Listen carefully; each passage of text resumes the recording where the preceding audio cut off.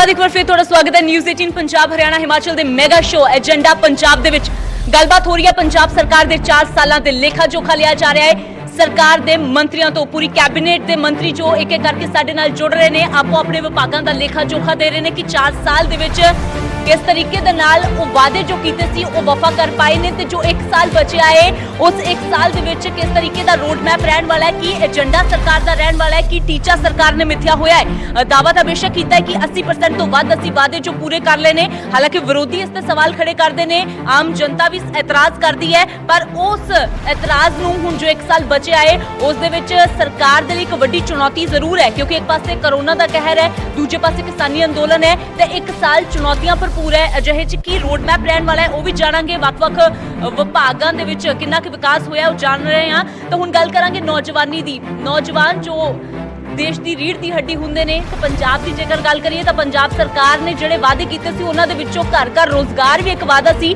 जो लैके या कह लो सत्ता दे विच आई सी सरकार। हालांकि 4 साल दा रिपोर्ट कार्ड तां पेश कीता, कैप्टन अमरिंदर सिंह ने 16,25,000 नौकरियां देण दा दावा भी कीता, पर मंत्री उन्हां दे की कहंदे ने, की लगदा है कि किन्नियां क नौकरियां दित्तियां, किन्ने घरां च रोजगार मिलिया ते 1 साल दे विच आगे हालात किस तरह दे रहणगे। So our next session is all about कितना मिला रोजगार, जवाब देगी सरकार। ते सेशन नूं लीड करनगे साडे deputy news editor Vijaypal Singh Brar ते assistant news editor Gaurav Shukla. I welcome you both and the guest for this session will be industry and commerce minister Sundar Shyam Arora. I welcome you sir. So let's move ahead.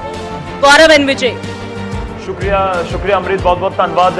तो इस segment दे विच जिवें असीं जिक्र किया है कि असीं गलबात करनी है रोजगार दी, ते जदों रोजगार दी गलबात होवे तां एक रोजगार जनरेट दा बहुत वड्डा जिहड़ा बोझ कह लो या फिर जिम्मा कह लो कि इंडस्ट्री दे उत्ते हुंदा है। तां पिछले 4 साल दे विच पंजाब दी इंडस्ट्री ने किन्ना ग्रो किया या किन्ना सरकार उस दे लई कदम चुक सकी, क्योंकि 2017 के इलैक्शन तो पहला जो जिक्र होंदा सी यही गल हो रही सी कि पंजाब तो बहुत वड्डे पद्धर के उत्ते जिहड़ी इंडस्ट्री है वो पलायन कर गई, नाल दे सूबियां दे विच चलेगी।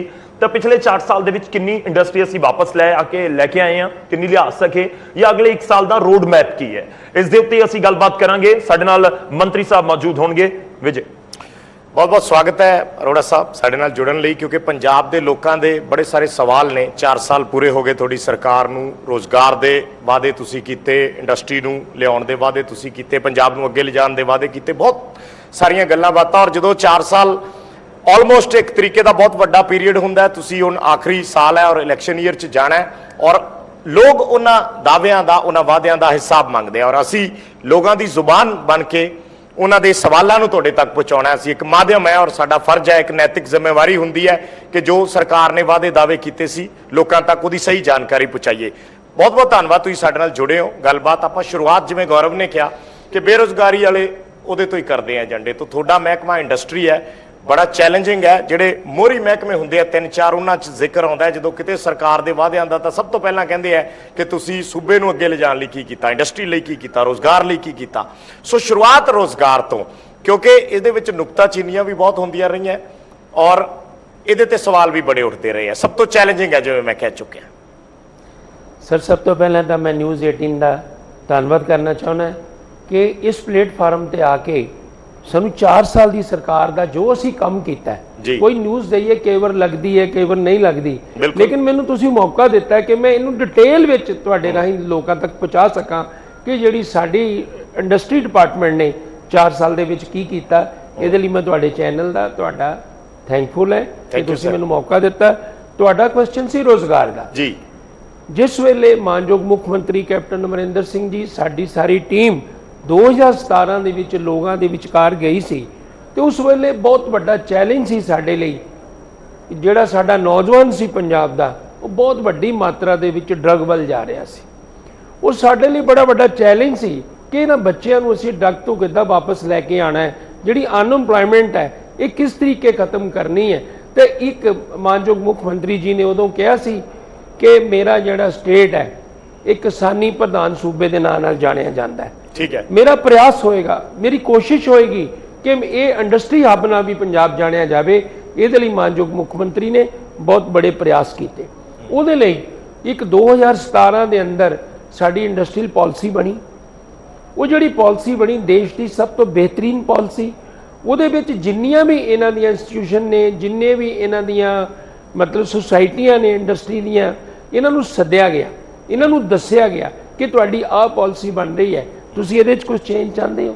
ਸਭ ਦੇ ਵਿਚਾਰ ਲੈ ਕੇ ਇੱਕ ਬਿਹਤਰੀਨ ਪਾਲਿਸੀ ਜਿਹੜੀ ਸੀ 2017 ਦੀ ਇੰਡਸਟਰੀ ਨੂੰ ਬਣਾ ਕੇ ਦਿੱਤੀ ਗਈ। ਉਹਦੇ ਪਿੱਛੇ ਕੀ ਸੀ, ਇੱਕ ਤਾਂ ਪੰਜਾਬ ਦੇ ਅੰਦਰ ਇੰਡਸਟਰੀ ਆਵੇ ਤੇ ਦੂਸਰਾ ਜਿਹੜੀ ਅਨਐਮਪਲੋਇਮੈਂਟ ਖਤਮ ਹੋਵੇ ਕਿ ਜਿਹੜੀ ਸਾਡੀ ਇੰਡਸਟਰੀ ਹੈ ਪੰਜਾਬ ਨੂੰ ਰੋਜ਼ਗਾਰ ਦੇ ਸਕੇ, ਨੌਜਵਾਨ ਬੱਚਿਆਂ ਦਾ ਕੋਈ ਭਵਿੱਖ ਬਣ ਸਕੇ। ਇਹਦੇ ਲਈ ਜਿਹੜੀ 2017 ਸਾਡੀ ਪਾਲਿਸੀ ਸੀ ਉਹ ਬਹੁਤ ਹੀ ਬਿਹਤਰੀਨ ਪਾਲਿਸੀ ਸੀ। ਉਸ ਪਾਲਿਸੀ ਦੇ ਵਿੱਚ ਅਚੀਵਮੈਂਟ ਕੀ ਹੋਈ, ਅਚੀਵਮੈਂਟ ਉਹਦੇ ਚੋਂ ਕੀ? ਮੈਂ ਅਚੀਵਮੈਂਟ ਦੀ ਗੱਲ ਦੱਸ ਰਿਹਾ।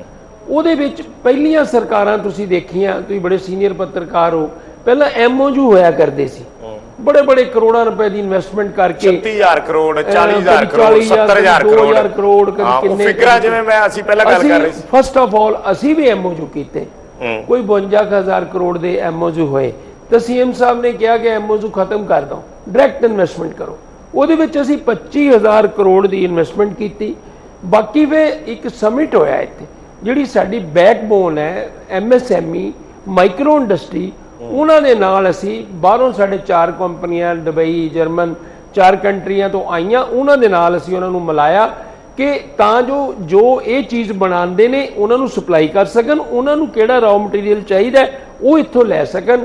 ਅਸੀਂ ਐਮਐਸਐਮਈ ਨੂੰ ਪ੍ਰੈਫਰੈਂਸ ਦਿੱਤੀ, ਐਮਓਯੂ ਬੰਦ ਕਰ ਦਿੱਤੇ। ਇਹਦੇ ਨਾਲ 73000 ਕਰੋੜ ਦੀ ਨਵੀਂ ਇਨਵੈਸਟਮੈਂਟ ਹੋਈ, ਨੋਟ ਐਮਓਯੂ ਇਨਵੈਸਟਮੈਂਟ ਹੋਈ। ਉਹਦੇ ਵਿੱਚ 50% ਦੇ ਕਰੀਬ ਜਿਹੜੀ ਇੰਡਸਟਰੀ ਲੱਗ ਚੁੱਕੀ ਹੈ, 25% ਐਸੀ ਇੰਡਸਟਰੀ ਹੈ ਜਿਹੜੀ ਸ਼ੁਰੂ ਹੋਣ ਵਾਲੀ ਹੈ, ਕਿਤੇ ਦੀ ਬਿਲਡਿੰਗ ਕੰਪਲੀਟ ਹੋ ਰਹੀ ਹੈ, ਕਿਤੇ ਕਿਸੇ ਦੀ ਮਸ਼ੀਨਰੀ ਲੱਗ ਰਹੀ ਹੈ, ਤੇ 25% ਐਸੀ ਇੰਡਸਟਰੀ ਹੈ ਜਿਹੜੀ ਕਿ ਸਰਕਾਰ ਵੱਲੋਂ ਸਾਰੀਆਂ ਐਨਓਸੀਸ ਕਲੀਅਰੈਂਸ ਹੋ ਚੁੱਕੀਆਂ ਨੇ ਔਰ ਉਹ ਬਣਾ ਰਹੇ ਨੇ। ਉਹਦੇ ਵਿੱਚ ਕੋਈ 2,82,000 ਜਿਹੜੀ ਸਾਨੂੰ ਜੌਬ ਦਾ ਇਕਰਾਰ ਸੀ, ਜੋ ਸਾਡੇ ਕੋਲ ਉਹਨਾਂ ਨੇ ਦਿੱਤੇ ਸਾਨੂੰ ਕਿ 2,82,000 ਜਿਹੜੀ ਜੌਬ ਹੈ ਅਸੀਂ ਇਸ ਇੰਡਸਟਰੀ ਨੂੰ ਦੇਵਾਂਗੇ। 50000 ਕਰੋੜ ਦੀ ਇੰਡਸਟਰੀ 'ਚ 73,000 ਕਰੋੜ ਦੀ, ਠੀਕ ਹੈ। 2,82,000 ਜਿਹੜੀ ਜੌਬ ਸੀ ਇਹਦੇ ਵਿੱਚ ਆਪਾਂ ਦੇਵਾਂਗੇ ਇੰਡਸਟਰੀ ਨਾਲ, ਜਿਹੜੀ ਕਮਿਟਮੈਂਟ ਜੋ ਉਹਨਾਂ ਦੇ ਸਾਡੇ ਹੁਣ ਤੱਕ ਕਿੰਨੀ ਦਿੱਤੀ? ਮੈਂ ਉਹੀ ਗੱਲ ਕਰ 50% ਲਾਗੂ ਹੋ ਚੁੱਕੀ ਹੈ। ਉਹਦੇ ਵਿੱਚੋਂ ਕੋਈ ਤਕਰੀਬਨ ਅਸੀਂ ਇਸ ਵੇਲੇ ਤੱਕ ਇੰਡਸਟਰੀ ਦੇ ਵਿੱਚ 4 ਲੱਖ ਦੇ ਕਰੀਬ ਜੌਬ ਦੇ ਚੁੱਕੇ ਹਾਂ, ਨਵੀਂ ਔਰ ਪੁਰਾਣੀ।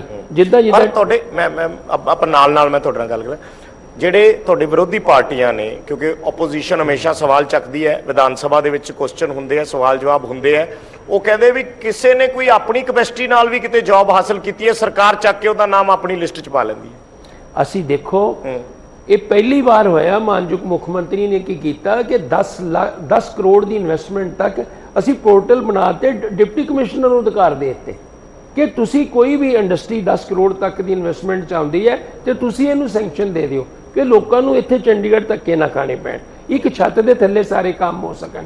ਇੱਕ ਪੋਰਟਲ ਬਣਾ ਦਿੱਤਾ, ਇੰਡਸਟਰੀ ਨੂੰ ਉਹਦੇ 'ਚ ਇਨਵੋਲਵ ਕਰ ਦਿੱਤਾ ਕਿ ਤੁਹਾਨੂੰ ਕੋਈ ਵੀ ਰਿਕੁਆਇਰਮੈਂਟ ਹੈ ਆਪਣੇ ਪੋਰਟਲ ਤੇ ਪਾਓ। ਉਹਦੇ ਉਧਰ ਨੌਜਵਾਨਾਂ ਨੂੰ ਜਿਹੜੇ ਸਾਡੇ ਬੱਚੇ ਸੀ ਕੰਮ ਕਰਨ ਵਾਲੇ, ਉਹਨਾਂ ਨੂੰ ਵੀ ਉਹ ਪੋਰਟਲ ਦੱਸਦਾ ਤੁਸੀਂ ਕਿੱਥੇ ਜਿਹੜੀ ਜੌਬ ਚਾਹੁੰਦੇ ਹੋ ਪੋਰਟਲ ਤੇ ਆਓ। ਉਹ ਆਪਣੇ ਆਪ ਜਿਹੜੀ ਜੌਬ ਸੀ, ਜਿਹੜੀ ਇਹ ਕਹਿ ਰਹੇ ਨੇ ਗੱਲਾਂ, ਉਹ ਇੰਡਸਟਰੀ ਕੋ ਜਾਣੀ ਸ਼ੁਰੂ ਹੋ ਗਈ ਇਨਵੈਸਟ ਪੰਜਾਬ ਦੇ ਥਰੂ, ਸਾਡੇ ਡਿਪਾਰਟਮੈਂਟ ਦੇ ਥਰੂ। ਹੁਣ 20 ਕੰਟਰੀ ਨੇ, ਪੂਰੇ ਇੰਡੀਆ ਦੇ 20 ਸਟੇਟਾਂ ਦਾ ਸਰਵੇ ਹੋਇਆ, ਨੰਬਰ 1 ਪੰਜਾਬ ਦਾ ਇਨਵੈਸਟ ਪੰਜਾਬ 100% ਨੰਬਰ ਦਿੱਤੇ ਔਰ ਸੈਂਟਰ ਗਵਰਨਮੈਂਟ ਨੇ 1 ਨੰਬਰ ਤੇ ਇਨਵੈਸਟ ਪ੍ਰਮੋਸ਼ਨ ਜਿਹੜਾ ਸਾਡਾ ਪੰਜਾਬ ਦਾ ਉਹਨੂੰ ਐਲਾਨਿਆ। ਅਗਰ ਉਹਦੀ ਅੱਛੀ ਵਰਕਿੰਗ ਹੈ, ਸਾਡਾ ਜਿਹੜਾ ਟੀਚਾ ਹੈ ਜੌਬ ਦਾ, ਜਿਹੜੀ ਅਸੀਂ ਪ੍ਰੋਮਿਸ ਕੀਤਾ ਘਰ ਰੋਜ਼ਗਾਰ ਦਾ, ਮੈਨੂੰ ਉਮੀਦ ਹੈ ਕਿ ਉਹਦੇ ਵਿੱਚ ਅਸੀਂ ਜਿਹੜੇ ਸੈਲਫ ਜਿਹੜੀ ਜੌਬ ਹੋਈ, ਜਿਹੜੇ ਅਸੀਂ ਲੋਨ ਦਿੱਤੇ ਨੇ, ਕੋਈ ਦੁਕਾਨ ਕਰਨਾ ਚਾਹੁੰਦਾ ਅਸੀਂ ਇੰਡਸਟਰੀ ਡਿਪਾਰਟਮੈਂਟ ਚੋਂ ਦਿੱਤੇ ਨੇ, ਉਹਨੂੰ ਤੁਸੀਂ ਉਹਦੇ 'ਚ ਰੋਜ਼ਗਾਰ 'ਚ ਉਹਦੇ 'ਚ ਐਡ ਕਰ ਦਿਓ। ਉਹ ਮੈਂ ਨੌਕਰੀਆਂ ਤੁਹਾਨੂੰ ਉਹ ਦੱਸ ਦਿੱਤੀਆਂ ਜਿਹੜੀਆਂ ਸਾਡੀ ਇੰਡਸਟਰੀ ਦੀਆਂ। 9 ਤੋਂ 10 ਲੱਖ ਐਸੀ ਜੌਬ ਹੈ ਜਿਨ੍ਹਾਂ ਨੇ ਸਰਕਾਰ ਕੋਲੋਂ ਪੈਸੇ ਲੈ ਕੇ ਆਪਣੇ ਕੰਮ ਸ਼ੁਰੂ ਕੀਤੇ ਨੇ। ਮੈਂ ਜਿਹੜੀ ਬੇਰੁਜ਼ਗਾਰੀ ਸੀ, ਜਿਹੜੀ ਸਕੀਮਾਂ ਸੀ ਗਵਰਨਮੈਂਟ ਦੀਆਂ, ਉਹਦੇ ਚੋਂ ਗਈਆਂ ਨੇ। ਕੋਈ 62,000 ਦੇ ਕਰੀਬ ਸਰਕਾਰੀ ਨੌਕਰੀਆਂ ਨਾਲ 4 ਸਾਲਾਂ 'ਚ ਗਈਆਂ ਨੇ। ਹੁਣ 1 ਲੱਖ ਨੌਕਰੀ ਜਿਹੜੀ ਨਵੀਂ ਹੈ ਉਹ ਸੀਐਮ ਸਾਹਿਬ ਨੇ ਅਨਾਉਂਸ ਕੀਤੀ ਹੈ, ਡੇਲੀ ਇਸ਼ਤਿਹਾਰ ਲੱਗ ਰਹੇ ਨੇ, ਹਰ ਡਿਪਾਰਟਮੈਂਟ ਦੇ ਲੱਗ ਰਹੇ ਨੇ। ਔਰ ਮੈਂ ਉਮੀਦ ਕਰਦਾ ਕਿ ਜਦ ਸਾਡੀ ਇਹ ਪੂਰੀ ਇੰਡਸਟਰੀ ਜਿਹੜੀ ਹੈ, ਜਿਹੜੀ ਕਿ ਮੈਨੂੰ ਉਮੀਦ ਹੈ ਕਿ ਇਸ ਸਾਲ 'ਚ ਪੂਰੀ ਹੋ ਜਾਏਗੀ, ਮਤਲਬ ਜਿਹੜੇ ਫਾਈਨਲ ਸਟੇਜ ਤੇ ਨੇ ਕਾਫੀ ਲੋਕਾਂ ਨੂੰ ਜਿਹੜਾ ਉਹਦੇ 'ਚ ਰੋਜ਼ਗਾਰ ਮਿਲੇਗਾ। ਪਿਛਲੀ ਵਾਰੀ ਮੈਂ ਸਰਵੇ ਕਰਾਇਆ ਕਿ ਇੰਡਸਟਰੀ ਨੂੰ ਕਿੱਦਾਂ ਦੇ ਵਿਅਕਤੀ ਚਾਹੀਦੇ ਨੇ। ਆਪਾਂ ਇੰਡਸਟਰੀ ਤੇ ਆਉਣੇ ਆ। ਮੈਂ ਪਹਿਲਾਂ ਜਿਹੜੀ ਰੋਜ਼ਗਾਰ ਵਾਲੀ ਗੱਲ ਗੌਰਵ ਨੇ ਸ਼ੁਰੂ ਕੀਤੀ ਸੀ ਵੀ ਇੱਕ ਤੁਸੀਂ ਕਹਿ ਰਹੇ ਹੋ ਵੀ 1 ਲੱਖ ਨੌਕਰੀਆਂ ਅਸੀਂ ਹੁਣ ਕੱਢੀਆਂ। ਸਭ ਤੋਂ ਵੱਡਾ ਸਵਾਲ ਤੇ ਇਹ ਹੈ ਕਿ ਅਖੀਰਲੇ ਸਾਲ ਆ ਕੇ ਕਿਉਂ ਕੱਢੀਆਂ? ਪਹਿਲੀ ਗੱਲ ਕਿਉਂਕਿ ਗੱਲ ਇਲੈਕਸ਼ਨ ਦੀ ਆ ਜਾਂਦੀ ਹੈ ਕਿ ਹੁਣ ਜਦੋਂ ਤੁਹਾਡੇ ਤੇ ਪ੍ਰੈਸ਼ਰ ਹੋ ਗਿਆ ਕਿ ਜਿਹੜਾ ਤੁਸੀਂ ਆਪਣੇ ਦਾਅਵੇ ਕੀਤੇ ਸੀ, ਵਾਅਦੇ ਕੀਤੇ ਸੀ, ਉਸ ਏਜੰਡੇ ਨੂੰ ਲਾਗੂ ਕਰਨਾ ਪੈਣਾ ਤਾਂ ਤੁਸੀਂ 1 ਲੱਖ ਨੌਕਰੀਆਂ ਮਾਰਕੀਟ 'ਚ ਛੱਡ ਦਿਓ। ਉਹਨਾਂ ਦੀ ਪ੍ਰੋਸੈਸ ਤੁਸੀਂ ਵੀ ਜਾਣਦੇ ਹੋ ਕਿੰਨੀ ਲੰਬੀ ਹੁੰਦੀ ਹੈ। 5-5 6-6 ਮਹੀਨੇ ਪੇਪਰ ਹੁੰਦੇ ਆ, ਰਿਟਨ ਟੈਸਟ ਹੁੰਦੇ ਆ, ਫਿਰ ਭਰਤੀ ਕੀਤਾ ਜਾਂਦਾ। ਸਰਕਾਰੀ ਨੌਕਰੀਆਂ ਦੀ ਮੈਂ ਗੱਲ ਕਰ ਰਿਹਾ, ਚਲੋ ਪ੍ਰਾਈਵੇਟ 'ਚ ਇੰਨੀ ਫਾਰਮੈਲਿਟੀ ਨਹੀਂ ਹੁੰਦੀ। ਸੋ ਤੁਸੀਂ ਉਹਨੂੰ ਅਖੀਰਲੇ ਸਾਲ ਆ ਕੇ ਜਦੋਂ ਕਿ ਇਹਦੀ ਲੋੜ ਤਾਂ ਸ਼ੁਰੂਆਤ 'ਚ ਹੀ ਕਰਨ ਦੀ ਸੀ। ਦੇਖੋ ਤੁਸੀਂ ਵੀ ਜਾਣਦੇ ਹੋ ਜੋ ਫਾਈਨੈਂਸ਼ੀਅਲ ਪੋਜੀਸ਼ਨ ਪੰਜਾਬ ਦੀ ਸੀ, ਤੁਸੀਂ ਸਮਝ ਸਕਦੇ ਹੋ। ਮੈਂ ਆਪਣੇ ਮਹਿਕਮੇ ਨਾਲ ਹੀ ਰਿਲੇਟਡ ਰਵਾਂਗਾ, ਗੱਲਾਂ ਤਾਂ ਬਹੁਤ ਨੇ ਜਵਾਬ ਦੇਣ ਨੂੰ, ਪਰ ਜੋ ਫਾਈਨੈਂਸ਼ੀਅਲ ਸੀਗੇ ਅਸੀਂ ਨਾਲ ਨਾਲ ਜੌਬ ਦਿੰਦੇ ਗਏ ਆ। ਮੈਂ ਇੰਡਸਟਰੀ ਤੇ ਤੁਹਾਨੂੰ ਗੱਲ ਕੀਤੀ ਜਿੰਨੀਆਂ ਜੌਬ ਦਿੱਤੀਆਂ, ਇਹ ਗਵਰਨਮੈਂਟ ਜੌਬ ਦੀਆਂ ਜਿਹੜੀਆਂ ਗੱਲ ਕੀਤੀਆਂ ਉਹ ਵੀ ਸੀਐਮ ਸਾਹਿਬ ਨੇ ਨਿਰਦੇਸ਼ ਦਿੱਤੇ ਨੇ ਇਹਨੂੰ 3 ਮੰਥ ਚ ਕੰਪਲੀਟ ਕਰੋ। ਉਹਦੇ ਚ ਤੁਹਾਡੇ ਮਹਿਕਮੇ ਚ ਵੀ ਹੋਣਗੇ, ਸਾਡੇ ਮਹਿਕਮੇ ਚ ਵੀ, ਸਾਰੇ ਡਿਪਾਰਟਮੈਂਟਾਂ ਚ। ਕੱਲ 10,000 ਪੁਲਿਸ ਦੀ ਆਈ ਸੀ ਜੀ, ਡੇਲੀ ਆ ਰਹੀਆਂ ਨੇ, ਔਰ ਇਹ ਅਸੀਂ 3-4 ਮਹੀਨੇ ਚ ਕੰਪਲੀਟ ਕਰਾਂਗੇ। ਜਿਹੜਾ ਇੱਕ ਟੀਚਾ ਮਿੱਥਿਆ ਗਿਆ ਉਹਨੂੰ ਆਪਾਂ ਕੰਪਲੀਟ ਕਰਾਂਗੇ। ਜੋ ਸਾਡਾ ਪ੍ਰੋਮਿਸ ਹੈ, ਮੈਂ ਰੋਜ਼ਗਾਰ ਦੀ ਗੱਲ ਕਰਨੀ ਚਾਹੁੰਦਾ ਸੀ ਕਿ ਮੈਂ ਉਹਦਾ ਸਰਵੇ ਕਰਾਇਆ ਕਿ ਇੰਡਸਟਰੀ ਨੂੰ ਕਿੱਦਾਂ ਦੇ ਵਿਅਕਤੀ ਦੀ ਜ਼ਰੂਰਤ ਹੈ। ਅਸੀਂ ਮੈਂ ਇਕੱਲੇ ਲੁਧਿਆਣੇ ਦਾ ਸਰਵੇ ਕਰਾਇਆ, ਉਹਦੇ ਚ ਮੇਰੇ ਕੋਲ 2000 ਬਾਇਲਰ ਆਪਰੇਟਰ ਦੀ ਪੋਸਟ ਆਈ ਕਿ 2000 ਸਾਨੂੰ ਬਾਇਲਰ ਆਪਰੇਟਰ ਚਾਹੀਦਾ। तो उस लिए मैं टैक्नीकल मिनिस्टर नाल गलबात करके ਇਹਦਾ ITI ਚ ਅਸੀਂ ਕੋਰਸ ਸ਼ੁਰੂ ਕਰਾਇਆ 10th +2 ਤੋਂ ਬਾਅਦ। ਇੱਕ ਸਾਲ ਤੁਸੀਂ ਸਰ ਜਿੰਨਾ ਦਾਵਾ ਕਰ ਰਹੇ ਹੋ ਉਸ ਤੋਂ ਕਈ ਗੁਣਾ ਰੋਜ਼ ਜਾ ਕੇ ਮੁੰਡੇ ਜੇ 에ਅਰਪੋਰਟ ਤੇ ਜਾ ਕੇ ਦੇਖ ਲਓ ਤਾਂ ਉੱਥੇ ਬੈਗ ਲੈ ਕੇ ਖੜੇ ਹੁੰਦੇ ਆ। ਤੁਹਾਡੇ ਇਲਾਕੇ ਦੇ ਖਾਸ ਤੁਹਾਡੇ ਇਲਾਕੇ ਦੇ ਸਭ ਤੋਂ ਦੁਆਬੇ ਦੇ ਆ। ਮੈਂ ਦੱਸਦਾ ਫਿਰ ਉਹਨੂੰ ਤੁਸੀਂ ਕਿਵੇਂ ਜਸਟੀਫਾਈ ਕਰੋ? ਉਹਦਾ ਕਾਰਨ ਕੀ ਹੈ? ਸਾਡਾ NRI ਹੈ ਸਾਰਾ ਦੁਆਬਾ, ਇਹਨਾਂ ਦਾ ਕਿਤੇ ਦਾ ਬ੍ਰਦਰ ਬਾਹਰ ਹੈ, ਕਿਸੇ ਦਾ ਕੋਈ ਬਾਹਰ ਹੈ, ਇਹਨਾਂ ਦੇ ਜਿਹੜੀਆਂ मतलब फैमिली तकरीबन बाहर है। इन्हां दी कोशिश हुंदी है कि आपां बाहर जाइए, इन्हां दी कोशिश है। पर जे किसी नूं सर रोजगार इत्थे अच्छा मिलेगा, जे इत्थे अच्छा कमाउंदा है ते बाहर भी किहड़ा कोई दरख्तां ना लगे भी आपां तो ला ले, मेहनत उत्थे भी करनी पैंदी। जेड़ा एक फैमिली दे अंदर शौक है, जेड़ा एक फैमिली दे अंदर चाह उहनूं कौन रोक सकदा है? और शौक है मजबूरी नहीं, मेरी गल सुनो, ए नहीं गल मैं कहना चाहुंदा। हुण साडे बंदे तुसीं बेंगलोर जाके देखो, ਉੱਥੇ ਬੜੀਆਂ ਬੜੀਆਂ ਟਰਾਂਸਪੋਰਟਾਂ ਪੰਜਾਬੀਆਂ ਦੇ ਨੇ। ਬੰਬੇ ਜਾ ਕੇ ਦੇਖੋ, ਬੜੀਆਂ ਬੜੀਆਂ ਟਰਾਂਸਪੋਰਟਾਂ ਪੰਜਾਬੀਆਂ ਦੇ ਨੇ। ਲੇਕਿਨ ਉਹ ਜਿਹੜੀਆਂ ਚੀਜ਼ਾਂ ਨੇ ਬਾਹਰ ਜਾ ਕੇ ਵੀ, ਕੈਨੇਡਾ ਚਲ ਜਾਓ, ਅਮਰੀਕਾ ਚਲ ਜਾਓ, ਉੱਥੇ ਵੀ ਪੰਜਾਬੀ ਛਾਏ ਹੋਏ ਨੇ। ਜਿਨ੍ਹਾਂ ਦੇ ਪਰਿਵਾਰ ਬਾਹਰ ਨੇ ਉਹ ਲਾਈਕ ਕਰਦੇ ਨੇ ਕਿ ਅਸੀਂ ਉੱਥੇ ਜਾਈਏ। मतलब ਉਹਨਾਂ ਦੀ ਆਪਣੀ ਲਾਈਕਿੰਗ ਹੈ, ਸਾਡੇ ਵੱਲੋਂ ਨਹੀਂ। ਕੋਈ ਇੰਡਸਟਰੀ ਦੇ ਅੰਦਰ ਮੈਂ ਤੁਹਾਨੂੰ ਗੱਲ ਕਰ ਰਿਹਾ ਸੀ 2000 ਬਾਇਲਰ ਆਪਰੇਟਰ ਦੀ ਗੱਲ ਕੀਤੀ, ਅਸੀਂ ਕੋਰਸ ਸ਼ੁਰੂ ਕਰਾਇਆ। ਐਕਟੀ ਬੱਚੇ ਉਹ ਨਿਕਲ ਰਹੇ ਨੇ, ਸਾਰੇ ਜਾਣਗੇ, ਇੰਡਸਟਰੀ 'ਚ ਜਾਣਗੇ। ਅਸੀਂ ਤਹਿ ਤੇ ਜਾ ਰਹੇ ਹਾਂ ਕਿ ਕਿਸ ਤਰ੍ਹਾਂ ਪੰਜਾਬੀ ਨੌਜਵਾਨ ਸਾਡਾ ਕੰਮ ਕਰੇ, ਉਹਨੂੰ ਕਿੱਦਾਂ ਇੰਡਸਟਰੀ 'ਚ ਅਸੀਂ ਸੈੱਟ ਕਰ ਸਕਦੇ। ਅਸੀਂ ਉਹਦਾ ਪੂਰਾ ਪ੍ਰਯਾਸ। 2017 ਦੇ ਇਲੈਕਸ਼ਨਸ ਦੇ ਵਿੱਚ ਬੜਾ ਰੌਲਾ ਸੀ ਉਸ ਸਮੇਂ ਨਾ, ਕਾਂਗਰਸ ਵੀ ਲਗਾਤਾਰ ਇਹ ਮੁੱਦਾ ਚੁੱਕਦੀ ਸੀ ਕਿ ਦੇਖੋ ਪੰਜਾਬ ਤੋਂ ਕਰੀਬ 20 ਲੱਖ ਇੰਡਸਟਰੀ ਚਲੀ ਗਈ, ਪਲਾਇਨ ਕਰ ਗਈ ਪਿਛਲੇ 10 ਸਾਲ 'ਚ। ਫਿਰ 3-4 ਸ਼ਹਿਰਾਂ ਦਾ ਜ਼ਿਕਰ ਹੁੰਦਾ, ਮੰਡੀ ਗੋਬਿੰਦਗੜ੍ਹ, ਲੁਧਿਆਣਾ, ਜਲੰਧਰ ਦੀ ਸਪੋਰਟਸ ਇੰਡਸਟਰੀ ਤੁਸੀਂ ਰਿਵਾਈਵ ਕਰਨ 'ਚ ਕਾਮਯਾਬ ਹੋਏ ਹੋ? ਤੁਹਾਨੂੰ ਲੱਗਦਾ ਕਿ ਮੰਡੀ ਗੋਬਿੰਦਗੜ੍ਹ ਦੀਆਂ ਚਿਮਨੀਆਂ ਉਸ ਤਰੀਕੇ ਨਾਲ ਹੋ ਗਈਆਂ ਅੱਜ ਵੀ ਧੂਆਂ ਛੱਡਦੀਆਂ? ਮੈਂ ਕਿਹਾ ਜੀ ਬਿਲਕੁਲ, ਇਸ ਵੇਲੇ ਹਰ चिमनी च धुआं निकल रहा है। तुसी मंडी गोबिंदगढ़ देख सकते हो। 9 इंडस्ट्री में खुद वापस लैके आया, जी इंडस्ट्रियां इत्थों शिफ्ट हो गई सी, और 31 हाँ वो 9 इंडस्ट्री वापस आई बाई नेम तुहानूं दस सकदा। उस तो इलावा 31 इंडस्ट्री मंडी गोबिंदगढ़ की ऐसी है जिन्होंने अपना लोड वधाया। ये अंकड़े तो तुहानूं पावर डिपार्टमेंट तो मिल सकते हैं कि किन्ना किसी का लोड सी, किन्ना लोड हो गया। उहदे नाल जिहड़ी अज मंडी गोबिंदगढ़ की इंडस्ट्री है इस टाइम दोबारा उस बूम च आ गई है जिद्दां जानी जाती सी। कोई उत्थों शिफ्ट नहीं हो रहा, सारी इंडस्ट्री चल रही है बहुत। हाँ जो रेल बंद हुई है थोड़ी जी उदों प्रॉब्लम आई। नहीं मैं सर कंपेयर करना चाहना है कि बद्दी च जिस तरीके नाल फार्मास्यूटिकल नूं लैके एक वड्डी इंडस्ट्री खड़ी कर दी हिमाचल गवर्नमेंट ने, जो भी उत्थे दिता उन्होंने फैसिलिटीज़, कि पंजाब उस दिशा के वाल कोई ऐसे सैक्टर नूं लैके वध सकिया। असीं लुधियाणे दा अज जिक्र करते हैं, हौजरी ਆਪਾਂ ਕਿੰਨੀ ਟਾਈਮ ਤੋਂ ਹੌਜ਼ਰੀ ਦਾ ਜ਼ਿਕਰ ਕਰਦੇ ਆ ਰਹੇ ਹਾਂ। ਜਲੰਧਰ ਦਾ ਆਪਾਂ ਜ਼ਿਕਰ ਕਰਦੇ ਹਾਂ, ਸਪੋਰਟਸ ਦਾ ਵੀ ਉੱਥੇ ਕੰਮ ਉਸ ਤਰੀਕੇ ਨਾਲ ਪਹਿਲਾਂ ਦੀ ਤਰ੍ਹਾਂ ਨਹੀਂ ਹੈ। ਮੰਡੀ ਨੂੰ ਅਸੀਂ ਸਟੀਲ ਇੰਡਸਟਰੀ ਕਹਿੰਦੇ ਆ। ਪਹਿਲਾਂ ਮੈਂ ਤੁਹਾਨੂੰ ਫਾਰਮਰ, ਜੋ ਤੁਹਾਡਾ ਕੁਐਸਚਨ ਹੈ ਫਾਰਮਾਸਿਊਟੀਕਲ ਤੇ ਕਹਿਣਾ, 135 ਏਕੜ ਲੈਂਡ ਅਸੀਂ ਵਜ਼ੀਰਾਬਾਦ ਫਤਿਹਗੜ੍ਹ ਸਾਹਿਬ ਦੇ ਨਾਲ ਲਈ ਹੈ। ਜਿਹੜੀ ਕਿ ਸਾਡੇ ਮੰਡੀ ਗੋਬਿੰਦਗੜ੍ਹ ਦੇ ਫੋਕਲ ਪੁਆਇੰਟ ਦੇ ਬਿਲਕੁਲ ਐਡਜੋਇਨਿੰਗ ਹੈ। ਉੱਥੇ ਅਸੀਂ ਫਾਰਮਾਸਿਊਟੀਕਲ ਪਾਰਕ ਬਣਾ ਰਹੇ ਹਾਂ। 3 ਕੰਪਨੀਆਂ ਸਾਡੇ ਕੋਲ ਆ ਗਈਆਂ। ਤਕਰੀਬਨ ਉਹ ਫਾਰਮਾਸਿਊਟੀਕਲ ਦੀਆਂ ਵੱਡੀਆਂ ਕੰਪਨੀਆਂ ਨੇ ਜਿਹੜੀਆਂ ਆ ਚੁੱਕੀਆਂ ਨੇ ਔਰ ਬਹੁਤ ਜਲਦ ਉਹਦਾ ਇੱਕ ਵਾਰੀ ਪੇਪਰ ਸਟੇਟ ਬੋਲ ਦਿੰਦੀ ਹੈ ਨਾ ਕਿ 3 ਸਾਲ ਦੇ ਲਈ ਟੈਕਸ ਦੇ ਵਿੱਚ ਰਿਬੇਟ ਐਸੀਆਂ ਕੁਝ ਰਿਬੇਟਸ ਹੋ ਜਾਂਦੀਆਂ ਨੇ, ਤਾਂ ਕਰਕੇ ਇੰਡਸਟਰੀ ਉੱਥੇ ਜ਼ਿਆਦਾ ਚਲੇ ਜਾਂਦੀ ਹੈ। ਕਿ ਪੰਜਾਬ ਗਵਰਨਮੈਂਟ ਕੋਈ ਬਾਹਰੋਂ ਇੰਡਸਟਰੀ ਨਵੀਂ ਆ ਰਹੀ ਹੈ, ਉਹਦੇ ਲਈ ਕੀ ਹੈਗਾ? ਮੈਂ ਤੁਹਾਨੂੰ ਉਹੀ ਦੱਸ ਰਿਹਾ ਕਿ 3 ਵੱਡੀਆਂ ਫਾਰਮਾਸਿਊਟੀਕਲ, ਇੱਕ ਅਹਿਮਦਾਬਾਦ, 2 ਦਿੱਲੀ ਤੋਂ ਆ ਰਹੀਆਂ ਨੇ ਜੀ। ਇਹ ਫਤਿਹਗੜ੍ਹ ਸਾਹਿਬ ਚ ਲੱਗਣਗੀਆਂ, ਉਹ ਐਸੇ ਸਾਲ ਚ ਲੱਗਣਗੀਆਂ। ਬਿਲਕੁਲ ਉਹਨਾਂ ਦੀ ਤਿਆਰੀ ਆ। ਸੀਐਮ ਸਾਹਿਬ ਨਾਲ ਉਹਨਾਂ ਦੀਆਂ ਮੀਟਿੰਗਸ ਹੋ ਚੁੱਕੀਆਂ ਨੇ ਵਜ਼ੀਰਾਬਾਦ ਵਿੱਚ ਫਾਰਮਾਸਿਊਟੀਕਲ ਪਾਰਕ ਦੀਆਂ। ਇੱਕ 1300 ਏਕੜ ਦਾ ਜਿਹੜੀ ਅਸੀਂ ਸੈਂਟਰ ਗਵਰਨਮੈਂਟ ਨੂੰ ਪ੍ਰਪੋਜ਼ਲ ਭੇਜੀ ਹੈ ਬਠਿੰਡਾ ਦੇ ਵਿੱਚ, ਮਨਪ੍ਰੀਤ ਬਾਦਲ ਜੀ ਨੇ, ਸਾਡੇ ਐਫਐਮ ਸਾਹਿਬ ਨੇ, ਉਹ 1300 ਏਕੜ ਦੇ ਵਿੱਚ ਫਾਰਮਾਸਿਊਟੀਕਲ ਪਾਰਕ ਹੈ ਜਿਹੜੀ ਉਹਨਾਂ ਦੀ ਸਕੀਮ ਸੀ ਇੰਡੀਆ ਗਵਰਨਮੈਂਟ ਦੀ। ਉਹਦੇ ਵਿੱਚ ਵੀ ਅਸੀਂ ਮਤਲਬ ਉਹਨਾਂ ਨੂੰ ਅਪਲਾਈ ਕੀਤਾ ਹੈਗਾ ਕਿ ਤੁਸੀਂ ਸਾਨੂੰ ਦਿਓ, ਸਾਡੇ ਕੋਲ ਲੈਂਡ ਹੈ। ਜਿਹੜੀ ਇਹ ਤੁਸੀਂ ਬੱਦੀ ਦੀ ਇੰਡਸਟਰੀ ਕੀਤੀ ਹੈ, ਬੱਦੀ ਦੀ ਇੰਡਸਟਰੀ ਮੂਵ ਹੋਏਗੀ। ਤੁਸੀਂ ਦੇਖੋਗੇ ਕਿ ਜਿਹੜਾ ਅਸੀਂ 135 ਏਕੜ ਉਹਦੇ ਨਾਲ ਹੋਰ ਵੀ ਲੈਂਡ ਲੈਣ ਦੀ ਕੋਸ਼ਿਸ਼ ਕਰ ਰਹੇ ਹਾਂ। ਉਹਦੀ ਸਰ ਸਭ ਤੋਂ ਵੱਡੀ ਵਜ੍ਹਾ ਤਾਂ ਕੰਸੈਸ਼ਨਸ ਹੀ ਨੇ ਨਾ। ਤੁਸੀਂ ਜੇ ਟੈਕਸ ਰਿਬੇਟਸ ਦੀ ਕੁਝ ਐਸਾ ਜ਼ਿਕਰ ਕੀਤਾ, ਸਿੰਪਲ ਜਿਹੜੀ ਇੰਡਸਟਰੀ ਬੱਦੀ ਜਾਂ ਜੰਮੂ ਕਸ਼ਮੀਰ ਕਿਉਂ ਗਈ? ਕਿਉਂਕਿ ਉਹਨਾਂ ਨੂੰ ਰਿਬੇਟਸ ਮਿਲੀਆਂ, ਉਹਨਾਂ ਨੂੰ ਕੰਸੈਸ਼ਨ ਮਿਲੇ, ਔਰ ਫਿਰ ਜਿੱਥੇ ਆਬਵੀਅਸਲੀ ਤੁਸੀਂ, ਮੈਂ ਉਹਦੇ ਨਾਲ ਹੀ ਜੋੜ ਦਿੰਦਾ 5 ਰੁਪਏ ਬਿਜਲੀ ਵਾਲਾ ਤੁਸੀਂ ਸਭ ਤੋਂ ਵੱਡਾ ਜਿਹੜਾ ਦਾਅਵਾ ਕੀਤਾ। ਹਜੇ ਵੀ ਸਵਾਲ ਉੱਠਦੇ ਨੇ, ਬਹੁਤ ਸਾਰੇ ਜਿਹੜੇ ਇੰਡਸਟਰੀਲਿਸਟ ਨੇ ਉਹ ਸੁਣ ਰਹੇ ਹੋਣਗੇ, ਦੇਖ ਵੀ ਰਹੇ ਹੋਣਗੇ, ਵਾਰੀ-ਵਾਰੀ ਉਹ ਇਤਰਾਜ਼ ਉਠਾਉਂਦੇ ਨੇ ਕਿ ਸਰਕਾਰ ਨੇ ਕੀਤਾ ਸੀ ਵਾਅਦਾ ਪਰ ਇਸ ਨੂੰ 100% ਲਾਗੂ ਨਹੀਂ ਕੀਤਾ। 5 ਰੁਪਏ ਮੈਂ ਤੁਹਾਡੇ 2 ਕੁਐਸਚਨ ਉਹਨਾਂ ਦੇ ਸੀ, ਉਹਨਾਂ ਦੇ ਵੀ ਜਵਾਬ ਦੇਣਾ, ਤੁਹਾਡਾ ਵੀ ਜਵਾਬ ਦੇਣਾ ਜੀ। ਮੈਂ ਐਡ ਆਨ ਕੀਤਾ ਨਾ। ਪਹਿਲਾਂ ਤੁਸੀਂ ਫਾਰਮਾਸਿਊਟੀਕਲ ਦਾ ਪੁੱਛਿਆ, ਦੂਜਾ ਕੁਐਸਚਨ ਆਇਆ ਤੁਹਾਡਾ ਲੁਧਿਆਣੇ ਦਾ ਟੈਕਸਟਾਈਲੀਅਨਸ। ਟੈਕਸਟਾਈਲ ਕੋਵਿਡ ਆਇਆ, ਸਾਰੀ ਇੰਡਸਟਰੀ ਬੰਦ ਹੋਣ ਲੱਗੀ ਸੀ। 252 ਮੇਰੇ ਕੋਲ ਇੰਡਸਟਰੀ ਜਿਹੜੀ ਮੇਨ ਰਜਿਸਟਰਡ ਹੈ। 232 ਨੂੰ ਅਸੀਂ ਇਜਾਜ਼ਤ ਦੇ ਦਿੱਤੀ ਚਲਾਉਣ ਦੀ ਕਿ ਤੁਸੀਂ ਹੈਲਥ ਡਿਪਾਰਟਮੈਂਟ ਦੇ ਕੋਵਿਡ ਦੇ ਜਿਹੜੇ ਪ੍ਰੋਟੋਕੋਲ ਨੇ ਉਹਨੂੰ ਫਾਲੋ ਕਰਕੇ ਤੁਸੀਂ ਇੰਡਸਟਰੀ ਚਾਲੂ ਕਰ ਸਕਦੇ ਹੋ। ਸਾਡੀ ਜਿੰਨੀ ਟੈਕਸਟਾਈਲ ਇੰਡਸਟਰੀ ਸੀ ਉਹਨੇ ਪੀਪੀ ਕਿੱਟ ਬਣਾਉਣੀ ਸ਼ੁਰੂ ਕਰ ਦਿੱਤੀ। 300 ਕਰੋੜ ਦੇ ਆਰਡਰ ਲੈ ਕੇ ਦਿੱਤੇ ਉਹਨਾਂ ਨੂੰ। ਪੀਪੀ ਕਿੱਟ ਬਣੀ ਲੁਧਿਆਣੇ ਅੰਦਰ, N95 ਮਾਸਕ ਬਣਿਆ। ਸਾਈਕਲ ਇੰਡਸਟਰੀ ਨੇ ਕਿੰਨੀ ਤਰੱਕੀ ਕੀਤੀ, ਟਰੈਕਟਰ ਇੰਡਸਟਰੀ ਨੇ ਕਿੰਨੀ ਗਰੋਥ ਕੀਤੀ। ਹਾਂ, ਨੁਕਸਾਨ ਸਾਨੂੰ ਹੋਏ, ਨੋ ਡਾਊਟ, ਕਿ ਜਦੋਂ ਟ੍ਰੇਨ ਨਹੀਂ ਸੀ ਚੱਲ ਰਹੀ, ਕੋਵਿਡ ਸੀ, ਵਰਲਡ ਵਾਈਡ ਹੋਇਆ, ਸਭ ਨੂੰ ਨੁਕਸਾਨ ਤਾਂ ਹੋਣੇ ਸੀ, ਉਹ ਤਾਂ ਸੁਭਾਵਿਕ ਨੇ।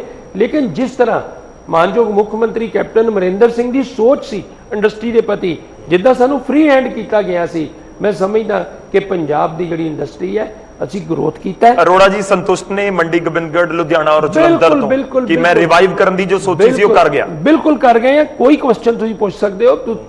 ਨੈਕਸਟ ਕੁਐਸਚਨ ਸੀ ਤੁਹਾਡਾ ਲੁਧਿਆਣੇ ਦਾ, ਮੰਡੀ ਗੋਬਿੰਦਗੜ੍ਹ ਦਾ, ਜਲੰਧਰ ਹੈ ਜੀ, ਜਲੰਧਰ ਦੀ ਜਿਹੜੀ ਇੰਡਸਟਰੀ, ਸਪੋਰਟਸ ਇੰਡਸਟਰੀ। ਮੇਰੇ 10-15 ਦਿਨਾਂ ਬਾਅਦ ਮੇਰਾ ਉੱਥੇ ਚੱਕਰ ਲੱਗਦਾ ਰਹਿੰਦਾ। ਤੁਸੀਂ ਦੇਖੋ ਕਿ ਕਿੰਨੀ ਚੀਜ਼ ਉੱਥੋਂ ਜਿਹੜੀ ਐਕਸਪੋਰਟ ਹੋ ਰਹੀ ਹੈ ਔਰ ਬਹੁਤ ਅੱਛੀ ਇੰਡਸਟਰੀ ਚੱਲ ਰਹੀ ਹੈ। ਔਰ ਦੇਖੋ ਇੱਕ ਪ੍ਰੋਬਲਮ ਆਈ ਕੋਵਿਡ ਦੇ ਦੌਰਾਨ, ਸਾਡੇ ਪੰਜਾਬੀ ਵੀ ਇੰਡੀਆ ਆ ਰਹੇ ਸੀ। ਇਹ ਜਿਹੜੀ ਜਿਹਨੂੰ ਇਹ ਲੇਬਰ ਸ਼ਬਦ ਯੂਜ਼ ਕਰਦੇ, ਮੈਂ ਅਤਿਥੀ ਮੰਨਦਾ ਕਿ ਉਹ ਸਾਡੇ ਅਤਿਥੀ ਨੇ। ਉਹ ਮਾਨਯੋਗ ਮੁੱਖ ਮੰਤਰੀ ਨੇ ਉਹਨਾਂ ਨੂੰ ਭੇਜਿਆ, ਆਪਣੇ ਕੋਲੋਂ ਟ੍ਰੇਨ ਦਾ ਕਿਰਾਇਆ ਦੇ ਕੇ ਭੇਜਿਆ, ਉਹ ਵਾਪਸ ਆਏ। ਪਰ ਉਹਦੇ ਤੇ ਸਿਆਸਤ ਦੇ ਇਲਜ਼ਾਮ ਵੀ ਲੱਗੇ ਕਿ ਕਾਂਗਰਸ ਪਾਰਟੀ ਸਿਆਸਤ ਕਰਦੀ ਸੀ। ਕਿਸੇ ਦੀ ਤੁਸੀਂ ਮਦਦ ਕਰੋ, ਸਾਹਮਣੇ ਹੈ ਜਿਹੜੀਆਂ ਚੀਜ਼ਾਂ ਹੋਈਆਂ, ਅਗਰ ਤੁਸੀਂ ਕਿਸੇ ਦੀ ਮਦਦ ਕਰੋ ਤੇ ਤੁਹਾਡੇ ਤੇ ਸਿਆਸਤ ਦਾ ਇਲਜ਼ਾਮ ਲੱਗੇ, ਫਿਰ ਤਾਂ ਸਿਆਸੀ ਪਾਰਟੀ ਦੀ ਸੋਚ ਹੋ ਸਕਦੀ। ਮੈਂ ਬਿਹਾਰ ਬੱਸਾਂ ਭੇਜੀਆਂ ਹੁਸ਼ਿਆਰਪੁਰ ਲਈ, ਮੇਰੇ ਪਲਾਈ ਇੰਡਸਟਰੀ ਹੈ, ਬਿਹਾਰ ਤੋਂ ਅਸੀਂ ਆਪਣੇ ਤਿਥੀ ਲੈ ਕੇ ਆਏ। ਅੱਜ ਅਸੀਂ ਉਹਨਾਂ ਦੀ ਗੱਲ ਕਰੀਏ, ਉਹ ਸਾਡੀ ਪਰਿਵਾਰਕ ਸਾਂਝ ਹੈ ਉਹਨਾਂ ਨਾਲ। ਉਹਨਾਂ ਦੇ ਮਕਾਨ ਇੱਥੇ ਬਣ ਚੁੱਕੇ ਨੇ, ਉਹਨਾਂ ਦੀਆਂ ਵੋਟਾਂ ਇੱਥੇ ਨੇ। ਉਹ ਬਹੁਤ ਮਾਤਰਾ ਦੇ ਅੰਦਰ ਪੰਜਾਬ ਦੇ ਹਿਸਾਬ ਨਾਲ ਜਿੰਨੀ ਲੇਬਰ ਗਈ ਸੀ ਉਹਦੇ ਚੋਂ ਕਿੰਨੀ ਵਾਪਸ ਆਈ ਹੈ? ਸਾਡੇ ਝੋਨਾ ਲੱਗਾ ਨਹੀਂ, ਪੰਜਾਬ 'ਚ ਝੋਨਾ ਨਹੀਂ ਲੱਗਾ। ਪੰਜਾਬ 'ਚ ਕੋਈ ਇੰਡਸਟਰੀ ਬੰਦ ਹੋਈ ਲੇਬਰ ਦੇ ਕਾਰਨ। ਇਹ ਸਿਰਫ ਆਪੋਜੀਸ਼ਨ ਦੇ ਕੋਲ ਗੱਲ ਕਹਿਣ ਨੂੰ ਕੁਝ ਨਹੀਂ, ਕੋਈ ਨਾ ਕੋਈ ਮਤਲਬ ਕੋਈ ਗੱਲ ਕਰ ਦਿੰਦੇ ਆ। ਲੇਕਿਨ ਜਿਹੜੀ ਬੇਸ ਹੈ, ਜਿਹੜੀ ਸੱਚਾਈ ਹੈ, ਉਹ ਲੋਕਾਂ ਦੇ ਸਾਹਮਣੇ ਨੇ। ਚਲੋ ਤੁਸੀਂ ਸਿਆਸੀ ਗੱਲ ਛੇੜ ਹੀ ਲਈ ਹੈ ਤਾਂ ਵਿੱਚ ਮੈਂ ਨਾਲ ਸਭ ਤੋਂ ਵੱਡਾ ਇਲਜ਼ਾਮ, ਚਲੋ ਅਕਾਲੀ ਬੀਜੇਪੀ ਹੁਣ ਤੇ ਅਲੱਗ-ਅਲੱਗ ਹੋ ਗਏ। ਤੁਹਾਡੇ ਕੋਲੇ ਮਹਿਕਮਾ ਉਹ ਹੈ ਜਿਹੜਾ ਬੀਜੇਪੀ ਦੇ ਹਿੱਸੇ ਹੁੰਦਾ ਸੀ ਗੱਠਜੋੜ ਦੀ ਸਰਕਾਰ ਦੇ ਵਿੱਚ, ਅਕਾਲੀ ਭਾਜਪਾ ਦੀ।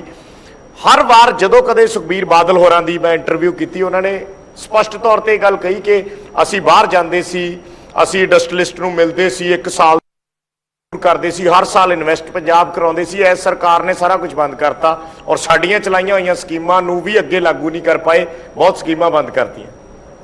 ਇਹ ਉਹਨਾਂ ਦੇ ਇਲਜ਼ਾਮ ਨੇ, ਕਲੀਅਰ ਕੱਟ ਇੰਟਰਵਿਊ। ਅੱਜ ਫਾਈਨਾਂਸ ਦੀ ਗੱਲ ਹੈ ਜੀ ਕਿ ਨਜਾਇਜ਼ ਖਰਚੇ ਕਰੀਏ ਅਸੀਂ। ਅਸੀਂ ਸਬਮਿਟ ਕੀਤਾ। ਅਸੀਂ ਜਿਹੜੀ ਸਾਡੀ ਬੈਕਬੋਨ ਹੈ ਮਾਈਕਰੋ ਐਮਐਸਐਮਈ ਇੰਡਸਟਰੀ, ਅਸੀਂ ਉਹਨੂੰ ਪ੍ਰਫੁੱਲਿਤ ਕੀਤਾ। ਜਿਹੜੀ ਸਾਡੀ ਬੈਕਬੋਨ ਹੈ ਅਸੀਂ ਕਿਸੇ ਇੰਡਸਟਰੀਲਿਸਟ ਕੋਲੇ ਜਾਣ ਨੂੰ ਨੋ ਜਾਂ ਉਹਨੂੰ ਨਜਾਇਜ਼ ਖਰਚਾ ਮੰਨਦੇ? ਨੋ ਇਦਾਂ ਨਹੀਂ ਮੈਂ ਕਹਿ ਰਿਹਾ ਨਜਾਇਜ਼ ਖਰਚਾ। ਮੈਂ ਇਹ ਕਹਿੰਦਾ ਵੀ ਵਿਦੇਸ਼ਾਂ 'ਚ ਜਾ ਕੇ ਮਿਲੀਏ ਕਰੀਏ, ਉਹਦੀ ਨਹੀਂ, ਸਾਡੀ ਟੀਮ ਕੰਮ ਕਰ ਰਹੀ ਹੈ, ਤਾਂ ਹੀ ਉਹਨੂੰ 1 ਨੰਬਰ ਮਿਲਿਆ।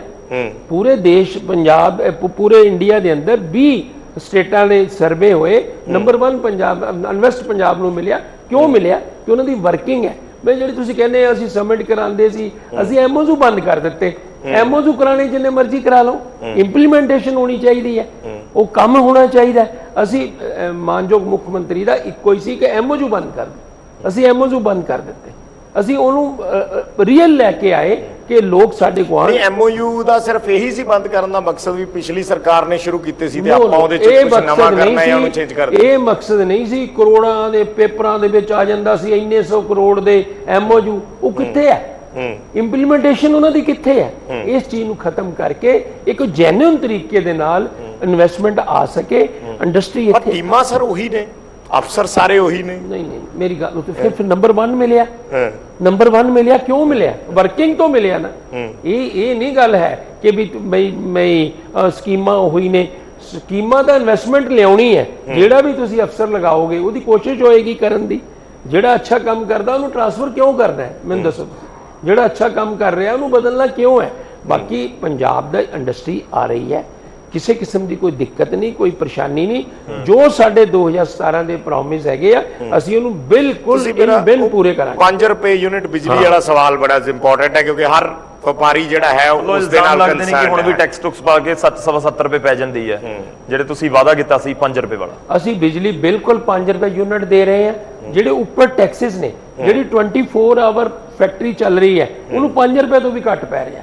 ਜਿਹੜੀ ਇੰਡਸਟਰੀ 24 ਆਵਰ ਨਹੀਂ ਚੱਲ ਰਹੀ, ਕੋਈ 8 ਘੰਟੇ ਚੱਲ ਰਹੀ ਹੈ, ਕੋਈ 10 ਘੰਟੇ, ਉਹਨੂੰ ਟੈਕਸਿਸ ਪਾ ਕੇ ਥੋੜੀ ਬਹੁਤੀ ਮਹਿੰਗੀ ਪੈਂਦੀ ਹੈ। ਮੈਂ ਇਸ ਗੱਲ ਨੂੰ ਮੰਨਦਾ, ਲੇਕਿਨ ਮੋਸਟਲੀ ਜ਼ਿਆਦਾਤਰ ਬਿਜਲੀ ਜਿਹੜੀ ਵੱਡੇ ਯੂਨਿਟ ਨੇ ਉਹਨਾਂ ਨੂੰ 5 ਰੁਪਏ ਯੂਨਿਟ ਹੀ ਮਿਲ ਰਹੀ ਹੈ। ਇਹਦੇ ਅਸੀਂ ਅੱਜ ਤੱਕ ਮੈਂ 3176 ਕਰੋੜ ਰੁਪਇਆ ਖਜ਼ਾਨੇ ਚੋਂ ਜਾ ਚੁੱਕਾ ਹੈ।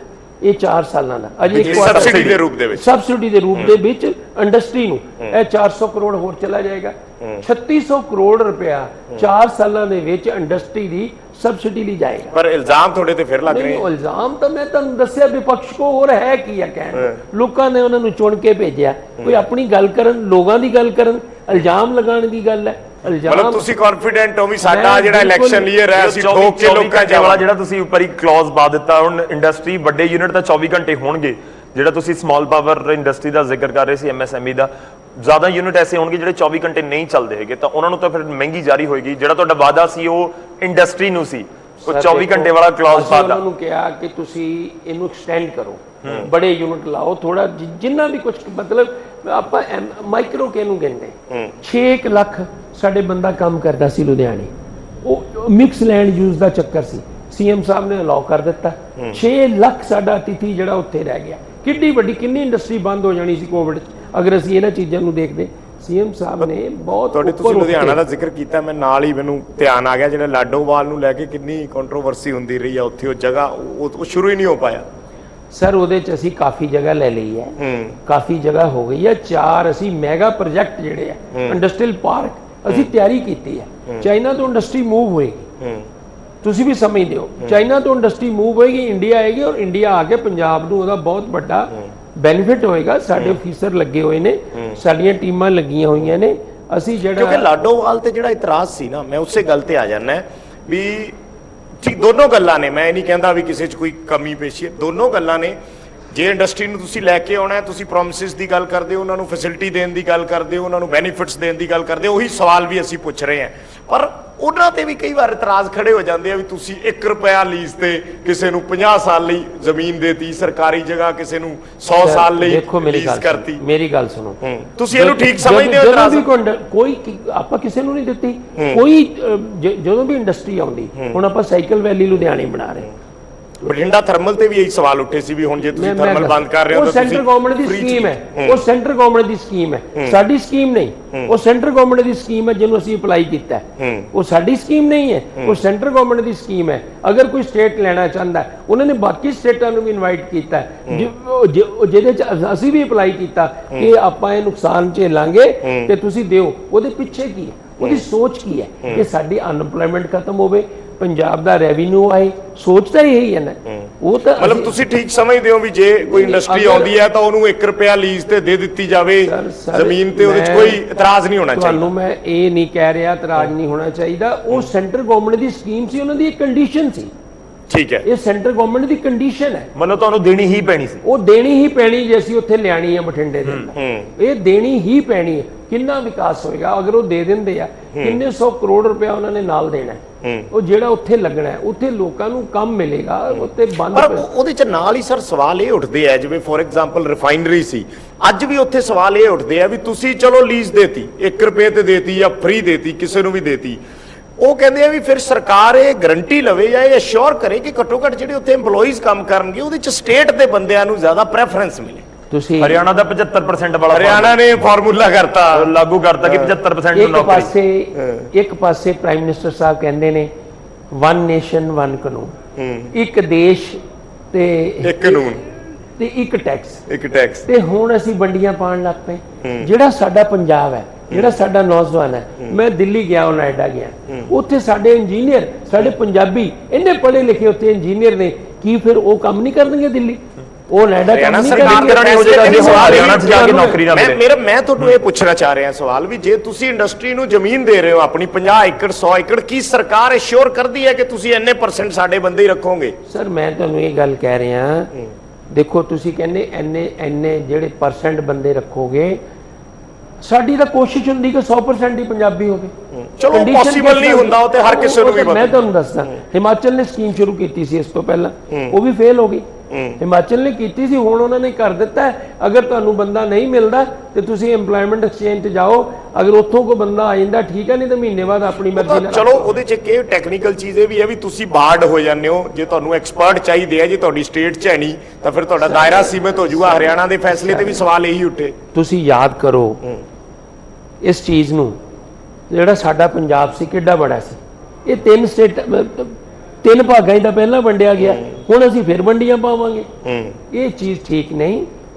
ਇਹ ਤੁਸੀਂ ਹਰਿਆਣਾ ਸਰਕਾਰ ਦੇ ਫੈਸਲੇ ਨਾਲ ਡਿਸਐਗਰੀ ਕਰਦੇ ਹੋ? 75% ਜਿਹੜਾ ਉਹਨਾਂ ਨੇ ਕਿਹਾ, ਐਵੇਂ ਪੋਲੀਟੀਕਲ ਸਟੰਟ ਹੈ ਇਹਦਾ ਮਤਲਬ। ਨੋਇਡਾ 'ਚ ਮੈਂ ਤੁਹਾਨੂੰ ਗੱਲ ਕੀਤੀ ਹੈ, ਜੋ ਵੀ ਹੈ ਉੱਥੇ ਸਾਡੇ ਪੰਜਾਬੀ ਇੰਨੇ ਕੰਮ ਕਰ ਰਹੇ ਨੇ, ਉਹ ਕੰਮ ਨਹੀਂ ਕਰਨਗੇ। ਇਹ ਤਾਂ ਐਵੇਂ ਗੱਲਾਂ ਨੇ, ਫੇਲ ਹੋ ਚੁੱਕੀ ਹੈ ਇਹ ਜਿਹੜੀ ਫੇਲ ਹੋ ਚੁੱਕੀ ਹੈ ਸਕੀਮ। ਹੁਣ ਸਾਡੇ ਪੰਜਾਬ ਦੇ ਆਰਮੀ ਅਫਸਰ ਨੇ, ਕੋਈ ਸ਼ਿਲੌਂਗ ਬੈਠਾ, ਕੋਈ ਕਿਤੇ ਬੈਠਾ, ਕੋਈ ਕਿਤੇ ਬੈਠਾ, ਕੋਈ ਕਿਤੇ ਬੈਠਾ। ਯਾਰ 2% ਸਾਡੇ ਪੰਜਾਬੀ ਹੈ ਤੇ ਲੱਖਾਂ ਸਾਡੀਆਂ ਕੁਰਬਾਨੀਆਂ ਨੇ। ਨਹੀਂ ਪਰ ਇਫੈਕਟ ਤਾਂ ਸਰ ਕਰੇਗੀ ਉਹ, ਕਿਉਂਕਿ ਤੁਸੀਂ ਬਠਿੰਡਾ ਦਾ ਆਪਾਂ ਜ਼ਿਕਰ ਕਰ ਰਹੇ ਹਾਂ, ਬਠਿੰਡਾ ਦੇ ਨੇੜੇ ਹਰਿਆਣਾ, ਬਠਿੰਡਾ ਦੇ ਨੇੜੇ ਰਾਜਸਥਾਨ ਹੈ। ਜੇ ਹੁਣ ਲੁਧਿਆਣੇ 'ਚ ਯੂਨਿਟ ਹੋਵੇ ਜਾਂ ਜਲੰਧਰ 'ਚ ਹੋਵੇ, ਉੱਥੇ ਕਿਸੇ ਨੂੰ ਬਾਹਰੋਂ ਡੇਲੀ ਅਪ ਡਾਊਨ ਕਰਨਾ ਮੁਸ਼ਕਿਲ ਹੋਏਗਾ, ਕਿਉਂਕਿ ਜਿਹੜੇ ਬਿਲਕੁਲ ਬਾਰਡਰ ਦੇ ਉੱਤੇ ਲੱਗਦੇ ਨੇ ਸ਼ਹਿਰ, ਉੱਥੇ ਤਾਂ ਇੰਡਸਟਰੀ ਦੇ ਵਿੱਚ ਆਉਂਦੇ ਨੇ ਹਰਿਆਣੇ ਤੋਂ ਬਹੁਤ ਸਾਰੇ ਬੰਦੇ। ਜਿਹੜੇ ਬਾਰਡਰ ਤੇ ਲੱਗਦੇ ਨੇ ਜਾਂ ਜਿਹੜੇ ਬਾਰਡਰ ਤੇ ਸਾਡੇ ਸਿਟੀ ਲੱਗਦੇ ਨੇ, ਉਹਨਾਂ 'ਚ ਅਸੀਂ ਬਹੁਤ ਹੋਰ ਫੈਸਿਲਿਟੀਆਂ ਦਿੱਤੀਆਂ ਨੇ 2017 ਦੇ। ਮੇਰਾ ਸਵਾਲ ਇਹ ਸੀ ਸਰ, ਕੋਈ ਸਿਰਸਾ ਦੇ ਵਿੱਚ ਹੋਏਗੀ ਫੈਕਟਰੀ ਲੱਗੀ ਹੋਵੇ, ਕੋਈ ਯੂਨਿਟ ਲੱਗੀ ਹੋਵੇ, ਉੱਥੇ 75% ਵਾਲਾ ਫਾਰਮੂਲਾ ਪੰਜਾਬੀ ਜਾ ਕੇ ਕੰਮ ਮੰਗੇਗਾ, ਉੱਥੇ ਮਿਲਣੀ ਨਹੀਂ। ਹੁਣ ਇੱਧਰ ਬਠਿੰਡੇ ਆ ਕੇ ਇੱਧਰੋਂ ਸਿਰਸੇ ਤੋਂ ਕੋਈ ਆ ਕੇ ਨੌਕਰੀ ਕਰ ਲਵੇ ਤਾਂ ਕੋਈ ਦਿੱਕਤ। ਸਿਰਸੇ 'ਚ ਇੰਡਸਟਰੀ ਹੈ ਮੈਨੂੰ ਦੱਸੋ। ਮੈਂ ਇੱਕ ਐਗਜ਼ਾਮਪਲ ਲੈ ਰਿਹਾ। ਚਲੋ ਤੁਸੀਂ ਸਿਰਸਾ ਛੱਡੋ, ਗੁੜਗਾਉਂ ਤਾਂ ਮੰਨਦੇ ਹੋ ਨਾ ਇੰਡਸਟਰੀਅਲ ਹੱਬ ਹੈ, ਪੰਜਾਬ ਦੇ ਬੰਦੇ ਗੁੜਗਾਉਂ ਜਾ ਕੇ ਜੌਬ ਕਰਨਾ ਚਾਹੁੰਦੇ ਆ, ਉਹਨਾਂ ਦੇ ਲਈ ਇੱਕ ਦਾਇਰਾ ਸੀਮਿਤ ਹੋ। ਤੁਹਾਨੂੰ ਮੈਂ ਇਹੀ ਦੱਸ ਰਿਹਾ ਕਿ ਹਿਮਾਚਲ ਨੇ ਸਕੀਮ ਸ਼ੁਰੂ ਕੀਤੀ, ਫੇਲ ਹੋ ਗਈ। ਹਰਿਆਣਾ ਦਾ ਪੋਲੀਟੀਕਲ ਸਟੰਟ ਹੈ, ਕਿੱਥੋਂ ਲਿਆਉਣਗੇ ਇੰਜੀਨੀਅਰ, ਕਿੱਥੋਂ ਲਿਆਉਣਗੇ ਇੰਨੇ ਜਿਹੜੇ ਇੰਜੀਨੀਅਰ? ਇੰਡਸਟਰੀ ਕਿੱਦਾਂ ਚੱਲੇਗੀ? ਇਹ ਤਾਂ ਸਰਕਾਰ ਦਾ ਫੈਸਲਾ ਹੈ ਕਿ ਇੰਡਸਟਰੀ ਦੀ ਰਾਏ ਲਈ ਗਈ ਕਿ ਇੰਡਸਟਰੀ ਇਹ ਚੀਜ਼ ਚਾਹੁੰਦੀ ਹੈ ਹਰਿਆਣੇ ਦੀ ਕਿ ਇਹ ਚੀਜ਼ ਹੋਵੇ। ਇਹ ਤਾਂ ਤੁਸੀਂ ਦੇਖੋ ਐਸੀ ਚੀਜ਼ ਬਿਲਕੁਲ ਨਹੀਂ ਕਰੋਗੇ ਨਾ ਸੋਚ ਰਹੇ। ਸਾਡੇ ਲਈ ਤਾਂ 100% ਕੋਈ ਆਵੇ, ਸਾਡੇ ਲਈ ਇੰਡੀਆ ਇੱਕ ਹੈ, ਭਾਰਤ ਇੱਕ ਹੈ, ਅਸੀਂ ਸਾਰੇ ਬੀਜੇਪੀ ਦਾ ਨਾਰਾ ਦੇ ਰਹੇ ਹੋ ਪਹਿਲਾਂ। ਨਹੀਂ ਬੀਜੇਪੀ ਦੇ ਨਾਰੇ ਦੀ ਤੁਸੀਂ ਗੱਲ ਕਰਦੇ ਆ ਤੇ ਬੀਜੇਪੀ ਸਟੇਟਾਂ ਨੇ ਤੁਸੀਂ ਜਦੋਂ ਗੱਲ ਕਰਦੇ ਹੋ ਇੰਡੀਆ ਇੱਕ ਹੈ, ਮੈਂ ਤਾਂ ਇਹ ਕਹਿ ਰਿਹਾ ਪ੍ਰਾਈਮ ਮਿਨਿਸਟਰ ਸਾਹਿਬ ਕਹਿ ਰਹੇ ਨੇ ਵੀ ਇੰਡੀਆ ਇੱਕ ਹੈ, ਠੀਕ ਹੈ ਨਾ, ਤੇ ਫਿਰ ਹਰਿਆਣੇ ਤਾਂ ਉਹਨਾਂ ਦੀ ਗਵਰਨਮੈਂਟ ਹੈ, ਉੱਥੇ ਕਿਉਂ ਲਾਗੂ ਕੀਤਾ? ਚਲੋ ਸਵਾਲ ਤਾਂ ਉਹਨਾਂ ਤੋਂ ਹੈ। ਆਪਾਂ ਇੱਕ ਥੋੜਾ ਜਿਹਾ ਅੱਗੇ ਵਧੀਏ। ਇਨਵੈਸਟਮੈਂਟ ਦਾ ਤੁਸੀਂ ਜ਼ਿਕਰ ਕਰ ਰਹੇ ਸੀ, ਮੈਂ ਥੋੜਾ ਜਿਹਾ ਕਿਸਾਨਾਂ ਵਾਲੇ ਪਾਸੇ ਜਾਊਂਗਾ। ਐਜ਼ ਅ ਇੰਡਸਟਰੀ ਤੁਹਾਡੇ ਕੋਲ ਹੈਗੀ ਹੈ ਮਿਨਿਸਟਰ, ਕਿ ਜਿਹੜੇ ਐਜੀਟੇਸ਼ਨਸ ਹੋਈਆਂ ਨੇ, ਵੱਡੀਆਂ ਐਜੀਟੇਸ਼ਨਸ, ਉਹ ਚਾਹੇ ਹਰਿਆਣਾ 'ਚ ਜਾਟ ਅੰਦੋਲਨ ਹੋਵੇ ਜਾਂ ਪੰਜਾਬ 'ਚ ਕਿਸਾਨ ਅੰਦੋਲਨ ਹੈ, ਟ੍ਰੇਨਾਂ ਰੁਕੀਆਂ, ਇੰਡਸਟਰੀ ਇਨਵੈਸਟਮੈਂਟ ਆਉਣ ਦੇ ਉੱਤੇ ਕਿਵੇਂ ਇੰਪੈਕਟ ਦੇਖਦੇ ਹੋ? ਕਿਉਂਕਿ ਬਹੁਤ ਸਾਰੇ ਇਸ ਸਮੇਂ ਐਕਸਪਰਟਸ ਕਹਿੰਦੇ ਨੇ ਕਿ ਜਿਹੜੇ ਐਜੀਟੇਸ਼ਨਸ ਵੱਡੇ ਪੱਧਰ ਉੱਤੇ ਹੋਏ ਨੇ ਪਿਛਲੇ ਸਮੇਂ 'ਚ, ਇਸ ਦੇ ਨਾਲ ਇੰਡਸਟਰੀ ਇਨਵੈਸਟਮੈਂਟ ਆਉਣ ਦੇ ਉੱਤੇ ਪ੍ਰੋਬਲਮ ਹੋ ਸਕਦੀ ਹੈ, ਕਿਉਂਕਿ ਵੱਡਾ ਇੰਡਸਟਰੀਅਲਿਸਟ ਇੱਥੇ ਆਉਣ ਲੱਗੇ 10 ਵਾਰ ਸੋਚੇਗਾ। ਦੇਖੋ ਗੱਲ ਇਦਾਂ ਹੈ, ਪੰਜਾਬ ਨਾਲ ਵਿਤਕਰਾ ਨਹੀਂ ਹੋਣਾ ਚਾਹੀਦਾ। ਫਸਟ, ਪੰਜਾਬ ਚਾਹੇ ਦੇਸ਼ ਦੀ ਸੇਵਾ 'ਚ ਦੇਖ ਲਓ, ਬਾਰਡਰ ਤੇ ਦੇਖ ਲਓ, ਕਿਤੇ ਦੇਖ ਲਓ, ਸਾਡਾ ਪੰਜਾਬੀ ਸਦਾ ਅੱਗੇ ਰਿਹਾ। ਮੈਂ ਇਹ ਬੇਨਤੀ ਕਰਨੀ ਚਾਹੁੰਦਾ ਕਿ ਦੇਖੋ ਇਹ ਜਿਹੜੀਆਂ ਚੀਜ਼ਾਂ ਨੇ ਅਸੀਂ ਫੇਸ ਕੀਤੀਆਂ ਨੇ, ਇਹਦੇ ਦੌਰਾਨ ਬੰਦ ਦੌਰਾਨ ਫੇਸ ਕੀਤੀਆਂ ਨੇ ਕਿ ਰੈਕ ਉੱਥੇ ਲੱਗਦਾ ਸੀ ਫਰੀਦਾਬਾਦ, ਜਿਹੜੇ ਇੱਥੇ ਸਮਾਨ 2-3 ਰੁਪਏ ਕੇਜੀ, 4 ਰੁਪਏ ਮਤਲਬ ਸਟੀਲ ਵੱਧ ਗਿਆ ਸੀ। ਕਾਰਨ ਕੀ ਸੀ? ਉਹ ਟਰਾਂਸਪੋਰਟੇਸ਼ਨ ਪੈਂਦੀ ਸੀ, ਟਰੱਕ ਜਾਂਦਾ ਸੀ, ਉੱਥੋਂ ਲੈ ਕੇ ਆਉਂਦਾ ਸੀ। ਇਹਦੇ ਨਾਲ ਦੇਖੋ ਇੱਕ ਚੀਜ਼ ਤਾਂ ਹੁੰਦੀ ਹੈ ਕਿ ਇਹ ਚੀਜ਼, ਲੇਕਿਨ ਜੋ ਪੰਜਾਬ ਦੀ ਸਹੂਲਤ ਹੈ, ਜੋ ਪੰਜਾਬ ਦੀ ਪਾਲਿਸੀ ਹੈ, ਮੈਂ ਸਮਝਦਾ ਹਾਲਾਤ ਠੀਕ ਹੋਣਗੇ ਤਾਂ ਕੋਈ ਐਡਾ ਵੱਡਾ ਫਰਕ ਨਹੀਂ ਪਏਗਾ, ਲੇਕਿਨ ਨੁਕਸਾਨ ਤਾਂ ਹੋਇਆ। ਇਹ ਮੈਂ ਇਸ ਨਹੀਂ, ਸੋਚ ਦੀ ਗੱਲ, ਇਨਵੈਸਟਮੈਂਟ ਜਿਹੜਾ ਬਾਹਰੋਂ ਕੋਈ ਮੁੰਬਈ ਬੈਠਾ ਇਨਵੈਸਟਰ ਜਿਹੜਾ ਸੋਚ ਰਿਹਾ ਹੈ ਕਿ ਮੈਂ ਪੰਜਾਬ 'ਚ ਜਾ ਕੇ ਇੰਡਸਟਰੀ ਲਗਾਣੀ ਹੈ, 500 ਕਰੋੜ ਦੀ ਆ, 10,000 ਕਰੋੜ ਦੀ ਇੰਡਸਟਰੀ ਲਗਾਣੀ ਹੈ, ਉਹ ਤੁਹਾਨੂੰ ਲੱਗਦਾ ਕਿ ਸੋਚ ਰਿਹਾ ਹੋਏਗਾ ਕਿ ਐਜੀਟੇਸ਼ਨਸ ਨੂੰ ਸਰਕਾਰ ਕਿਵੇਂ ਹੈਂਡਲ ਕਰ ਰਹੀ ਹੈ? ਮਾਈਂਡਸੈਟ ਹੋ ਜਾਂਦਾ ਨਾ ਸਰ, ਮਤਲਬ ਐਕਸਪਰਟਸ ਗੱਲਾਂ ਕਰਦੇ ਆ ਸਰ, ਮੈਂ ਇਸ ਕਰਕੇ ਸਵਾਲ ਕਰ ਰਿਹਾ। ਕਿਸੇ ਜਗ੍ਹਾ ਵੀ ਐਜੀਟੇਸ਼ਨ ਹੋਵੇ, ਇਹਦਾ ਫਰਕ ਤਾਂ ਪੈਂਦਾ ਹੈ। ਮੈਂ ਇਹ ਗੱਲ, ਲੇਕਿਨ ਅੱਜ ਦੇਖੋ ਛੋਟਾ ਜਿਹਾ ਰਾਏਕੋਟ ਹੈ, ਛੋਟਾ ਜਿਹਾ ਕਿੱਡਾ ਕੁ ਵੱਡਾ ਰਾਏਕੋਟ ਹੈ, ਸਾਡੇ ਕੋਲ ਉੱਥੇ ਇਨਵੈਸਟਮੈਂਟ ਆਈ ਅਜੇ 4 ਦਿਨ ਪਹਿਲਾਂ, ਆਪਾਂ ਉੱਥੇ ਸ਼ੁਰੂ ਕਰਾਇਆ। ਛੋਟੇ ਛੋਟੇ ਸ਼ਹਿਰਾਂ 'ਚ ਇਨਵੈਸਟਮੈਂਟ ਆ ਰਹੀ ਹੈ। ਮਤਲਬ ਤੁਹਾਨੂੰ ਲੱਗਦਾ ਕਿ ਇੰਪੈਕਟ ਹੋ ਸਕਦਾ ਹੈ ਜਾਂ ਹੋਏਗਾ? ਦੇਖੋ ਪੰਜਾਬ ਨਾਲੋਂ ਬਿਹਤਰ ਮਾਹੌਲ ਕਿਤੇ ਨਹੀਂ ਹੈ। ਮੈਂ ਤੁਹਾਨੂੰ ਸਿੱਧਾ ਸਵਾਲ ਪੁੱਛਦਾ, ਮਲਟੀ ਨੈਸ਼ਨਲਸ ਜਿਹੜੀਆਂ ਕੰਪਨੀ ਨੇ, ਸਿੱਧਾ ਜੇ ਮੈਂ ਕਿਸਾਨ ਅੰਦੋਲਨ ਦੇ ਨਾਲ ਹੀ ਜੋੜ ਲਾਂ ਤਾਂ ਸਭ ਤੋਂ ਵੱਡਾ ਵਿਰੋਧ ਜਿਹੜਾ ਹੈ ਕਾਰਪੋਰੇਟਸ ਦਾ ਜਾਂ ਮਲਟੀਨੈਸ਼ਨਲ ਦਾ ਹੋ ਰਿਹਾ ਹੈ। ਤੁਸੀਂ ਨਿੱਜੀ ਤੌਰ ਤੇ ਸਮਝਦੇ ਹੋ ਵੀ ਵਿਦਆਊਟ ਕਾਰਪੋਰੇਟਸ ਤੁਸੀਂ ਸਰਵਾਈਵ ਕਰ ਸਕਦੇ ਹੋ ਕਦੇ? ਦੇਖੋ, ਜਾਂ ਆਪਾਂ ਆਪਣੀ ਲਾਈਫ ਚੋਂ ਕਾਰਪੋਰੇਟਸ ਨੂੰ ਕੱਢ ਸਕਦੇ ਹਾਂ? ਸੁਣੋ ਮੇਰੀ ਗੱਲ, ਇਹ ਜਿਹੜੀ ਕਿਸਾਨਾਂ ਦਾ ਮੁੱਦਾ ਹੈ ਨਾ, ਇਹਨਾਂ ਦੀ ਕੋਈ ਕਿਸਾਨਾਂ ਨੇ ਕੋਈ ਗਲਤ ਮੰਗ ਨਹੀਂ ਕੀਤੀ। ਨਹੀਂ, ਮੈਂ ਇਕੱਲੇ ਕਿਸਾਨਾਂ ਨਾਲ ਜੋੜ ਹੀ ਨਹੀਂ ਰਿਹਾ, ਮੈਂ ਉੱਥੇ ਆ ਰਿਹਾ ਤੁਹਾਡੇ ਕੋਲ। ਮੈਂ ਇਕੱਲੇ ਕਿਸਾਨਾਂ ਨਾਲ ਜੋੜ ਹੀ ਨਹੀਂ ਰਿਹਾ, ਮੈਂ ਇੱਕ ਸਿੰਪਲ ਪਰਸੈਪਸ਼ਨ ਦੀ ਗੱਲ ਕਰਦਾ ਹਾਂ। ਤੁਸੀਂ ਫੋਰ ਐਗਜ਼ਾਮਪਲ ਆਪਾਂ ਮੰਨ ਲਈਏ ਕਿ ਅਸੀਂ ਕਿਸਾਨ ਹੈ ਨਹੀਂ, ਵੈਸੇ ਨਾਰਮਲ ਜਿਹੜੇ ਲੋਕ ਕਿਸਾਨ ਨਹੀਂ, ਜਿਨ੍ਹਾਂ ਕੋਲੇ ਜ਼ਮੀਨ ਨਹੀਂ, ਕੀ ਵਿਦਆਊਟ ਕਾਰਪੋਰੇਟਸ ਸਰਵਾਈਵਲ ਹੈ? ਕਿੰਨੇ ਘਰਾਣਿਆਂ ਦੀ ਹੋ ਰਹੀ ਵਿਰੋਧ? 2 ਜਾਂ 3? ਬਾਕੀ ਇੰਡੀਆ 'ਚ ਕਾਰਪੋਰੇਟ ਨਹੀਂ, ਸਾਡੇ ਸੋਨਾਲੀਕਾ ਯੂਨਿਟ ਹੈ, ਹਜ਼ਾਰਾਂ ਬੰਦਿਆਂ ਨੂੰ ਜੌਬ ਦਿੱਤਾ ਉਹਨਾਂ ਨੇ, ਹਜ਼ਾਰਾਂ ਉਹਨਾਂ ਦੇ ਕੰਮ ਚੱਲ ਰਹੇ ਨੇ, ਉਹਨਾਂ ਦਾ ਵਿਰੋਧ ਕਿਉਂ ਨਹੀਂ ਹੋ ਰਿਹਾ? ਹੋਰ ਕਿੰਨੇ ਪੰਜਾਬ ਦੀ ਇੰਡਸਟਰੀ ਵਾਲੇ ਨੇ, ਉਹਨਾਂ ਦਾ ਵਿਰੋਧ ਕਿਉਂ ਨਹੀਂ ਹੋ ਰਿਹਾ? ਇਹ 2-3 ਦਾ ਵਿਰੋਧ ਹੀ ਕਿਉਂ ਹੋ ਰਿਹਾ? ਸੋ ਤੁਸੀਂ ਸਮਝਦੇ ਹੋ ਵੀ ਕਾਰਪੋਰੇਟਸ ਹੋਣੇ ਚਾਹੀਦੇ ਆ, ਕਾਰਪੋਰੇਟ ਹੋਣੇ ਚਾਹੀਦੇ ਆ, ਲੇਕਿਨ ਕਾਰਪੋਰੇਟ ਇਹ ਜੋ ਇਹਨਾਂ ਦੀ ਸੋਚ ਹੈ ਬੀਜੇਪੀ ਦੀ, ਉਹ ਤਰੀਕੇ ਨਹੀਂ ਹੋਣਾ ਚਾਹੀਦਾ ਕਿ ਰੇਲਵੇ ਵੀ ਉਹਨਾਂ ਨੂੰ ਦੇ ਦਿਓ, ਸਭ ਕੁਝ ਉਹਨਾਂ ਨੂੰ ਦੇ ਦਿਓ। ਮੈਂ ਹੁਣ ਉਸੇ ਗੱਲ ਤੇ ਫੇਰ ਆ ਰਿਹਾ, ਜਿਹੜਾ ਕਿਸਾਨਾਂ ਨੂੰ ਖਦਸ਼ਾ ਸੀ ਕਿ ਜਦੋਂ ਅੰਦੋਲਨ ਸ਼ੁਰੂ ਹੋਇਆ, ਓਨਲੀ ਉਹ MSP ਮੰਗਦੇ ਸੀ ਰਿਟਰਨ 'ਚ, ਹੋਰ ਤਾਂ ਕੁਝ ਨਹੀਂ ਸੀ ਮੰਗਦੇ। ਲੰਬਾ ਹੁੰਦਾ ਗਿਆ MSP ਦੇਣ 'ਚ ਵੀ ਰਾਜ਼ੀ ਹੋ ਗਏ। ਉਹਨੂੰ ਕੰਮ ਨੂੰ ਖਰਾਬ ਕੀਤਾ, ਕਿਉਂ ਕੀਤਾ? ਅੱਜ ਸਾਡੀਆਂ ਭੈਣਾਂ, ਬੱਚੀਆਂ, ਮਾਵਾਂ ਸਾਡੀਆਂ ਉੱਥੇ ਬਾਰਡਰ ਤੇ ਜਾ ਕੇ ਬੈਠੀਆਂ ਨੇ। ਇਹਦਾ ਕੀ ਉਦੇਸ਼ ਸੀ? ਉਹਨਾਂ ਨੂੰ ਇੱਕ ਡਾਊਟ ਹੋ ਗਿਆ ਕਿ ਕਿਸਾਨ ਜਿਹੜਾ ਹੈ ਉਹ ਜ਼ਮੀਨ ਨੂੰ ਆਪਣੀ ਮਾਂ ਦੇ ਰੂਪ 'ਚ ਮੰਨਦਾ। ਮੈਂ ਵੀ ਇੱਕ ਜ਼ਿਮੀਂਦਾਰ ਹਾਂ, ਅਸੀਂ ਮੰਨਦੇ, ਲੇਕਿਨ ਜਦੋਂ ਇੱਕ ਖਦਸ਼ਾ ਹੋ ਗਿਆ ਕਿ ਸਾਡੀ ਜ਼ਮੀਨ ਜਾ ਸਕਦੀ ਹੈ, ਇੱਕ ਦੇਖੋ ਸਰਕਾਰਾਂ ਮਾਂ-ਬਾਪ ਹੁੰਦੀਆਂ ਨੇ, ਜਦੋਂ ਲੋਕ ਚੁਣ ਦਿੰਦੇ ਨੇ ਸਰਕਾਰਾਂ ਮਾਂ-ਬਾਪ ਹੁੰਦੀਆਂ, ਔਰ ਜਿਹੜੀ ਜਨਤਾ ਹੁੰਦੀ ਨਾ ਇੱਕ ਬੱਚੇ ਦੇ ਰੂਪ 'ਚ ਹੁੰਦੀ। ਜਨਤਾ ਨੂੰ ਸੈਟੀਸਫਾਈ ਕਰਾਉਣਾ ਉਹ ਸਰਕਾਰਾਂ ਦਾ ਕੰਮ ਹੈ। MSP ਦੀ ਗੱਲ ਕੀਤੀ, ਮੈਂ ਉਸੇ ਤੇ ਹੀ MSP ਤੇ ਹੀ ਆ ਜਾਣਾ ਹੈ। ਕੇਂਦਰ ਜਿਹੜੀ ਗੱਲ ਕਹਿ ਰਹੀ ਆ ਉਹ ਸਭ ਦੇ ਸਾਹਮਣੇ ਹੈ, ਪ੍ਰੋਟੈਸਟ ਹੋ ਰਹੇ ਆ, ਕਿਸਾਨ ਅੜੇ ਹੋਏ ਆ ਵੀ ਸਾਨੂੰ ਜਿਹੜੀਆਂ ਫਸਲਾਂ, ਸਟੇਟਾਂ ਕੀ ਅਸ਼ੋਰ ਨਹੀਂ ਕਰ ਸਕਦੀਆਂ ਕਿ ਜਿਹੜੀਆਂ 15, 20, 22 ਫਸਲਾਂ ਨੇ ਉਹਦੇ ਚੋਂ ਤੁਸੀਂ ਵੀ ਕਣਕ ਝੋਨੇ ਦੀ ਗੱਲ ਹੁੰਦੀ ਹੈ, ਬਾਕੀ ਫਸਲਾਂ ਦੀ ਤਾਂ ਸਟੇਟ ਵੀ ਗੱਲ ਨਹੀਂ ਕਰਦੀ ਕੋਈ। ਤੁਸੀਂ ਜਿੰਨੀਆਂ ਜੇ ਕੋਣ ਸਬਜ਼ੀਆਂ ਹੈਗੀਆਂ ਨੇ ਉਹ ਸਿੱਧੀਆਂ ਵਿਕ ਰਹੀਆਂ ਨੇ ਨਾ, ਉਹਦੇ ਤੇ ਕਾਹਦੀ MSP ਹੈ? ਜਿਹੜੇ 2-3 ਚੀਜ਼ਾਂ ਜਿਹੜੀਆਂ ਹੋਰ ਮੱਕੀ ਹੈ, ਦਾਲਾਂ ਨੇ, ਜਿਹੜੀਆਂ ਚੀਜ਼ਾਂ, ਸੋਇਆਬੀਨ ਹੈ, ਤੁਸੀਂ ਅੱਜ ਸੂਰਜਮੁਖੀ ਹੈ, ਬਹੁਤ ਕੁਝ ਹੈ। ਮੇਰੀ ਬੇਨਤੀ ਸੁਣੋ, ਇਹ ਡਿਮਾਂਡਾਂ ਡੇ ਬਾਈ ਡੇ ਇਹ ਗੱਲ ਲੰਬੀ ਹੁੰਦੀ ਜਾ ਰਹੀ। ਅਗਰ ਇਹਨੂੰ ਮੌਕੇ ਤੇ ਸਾਂਭ ਲਿਆ ਜਾਂਦਾ ਤੇ ਇਹ ਚੀਜ਼ ਨਾ ਹੁੰਦੀ। ਹੁਣ ਇੱਕ ਕੁਐਸਚਨ ਚੋਂ 20 ਕੁਐਸਚਨ ਹੋਰ ਨਿਕਲੇ, ਚੱਲੇ ਅਸੀਂ ਇੰਡਸਟਰੀ ਵੱਲ ਨੂੰ, ਆ ਖੇਤੀ ਵੱਲ। ਚਲੋ ਹਰ ਚੀਜ਼ ਜੁੜੀ ਹੈ,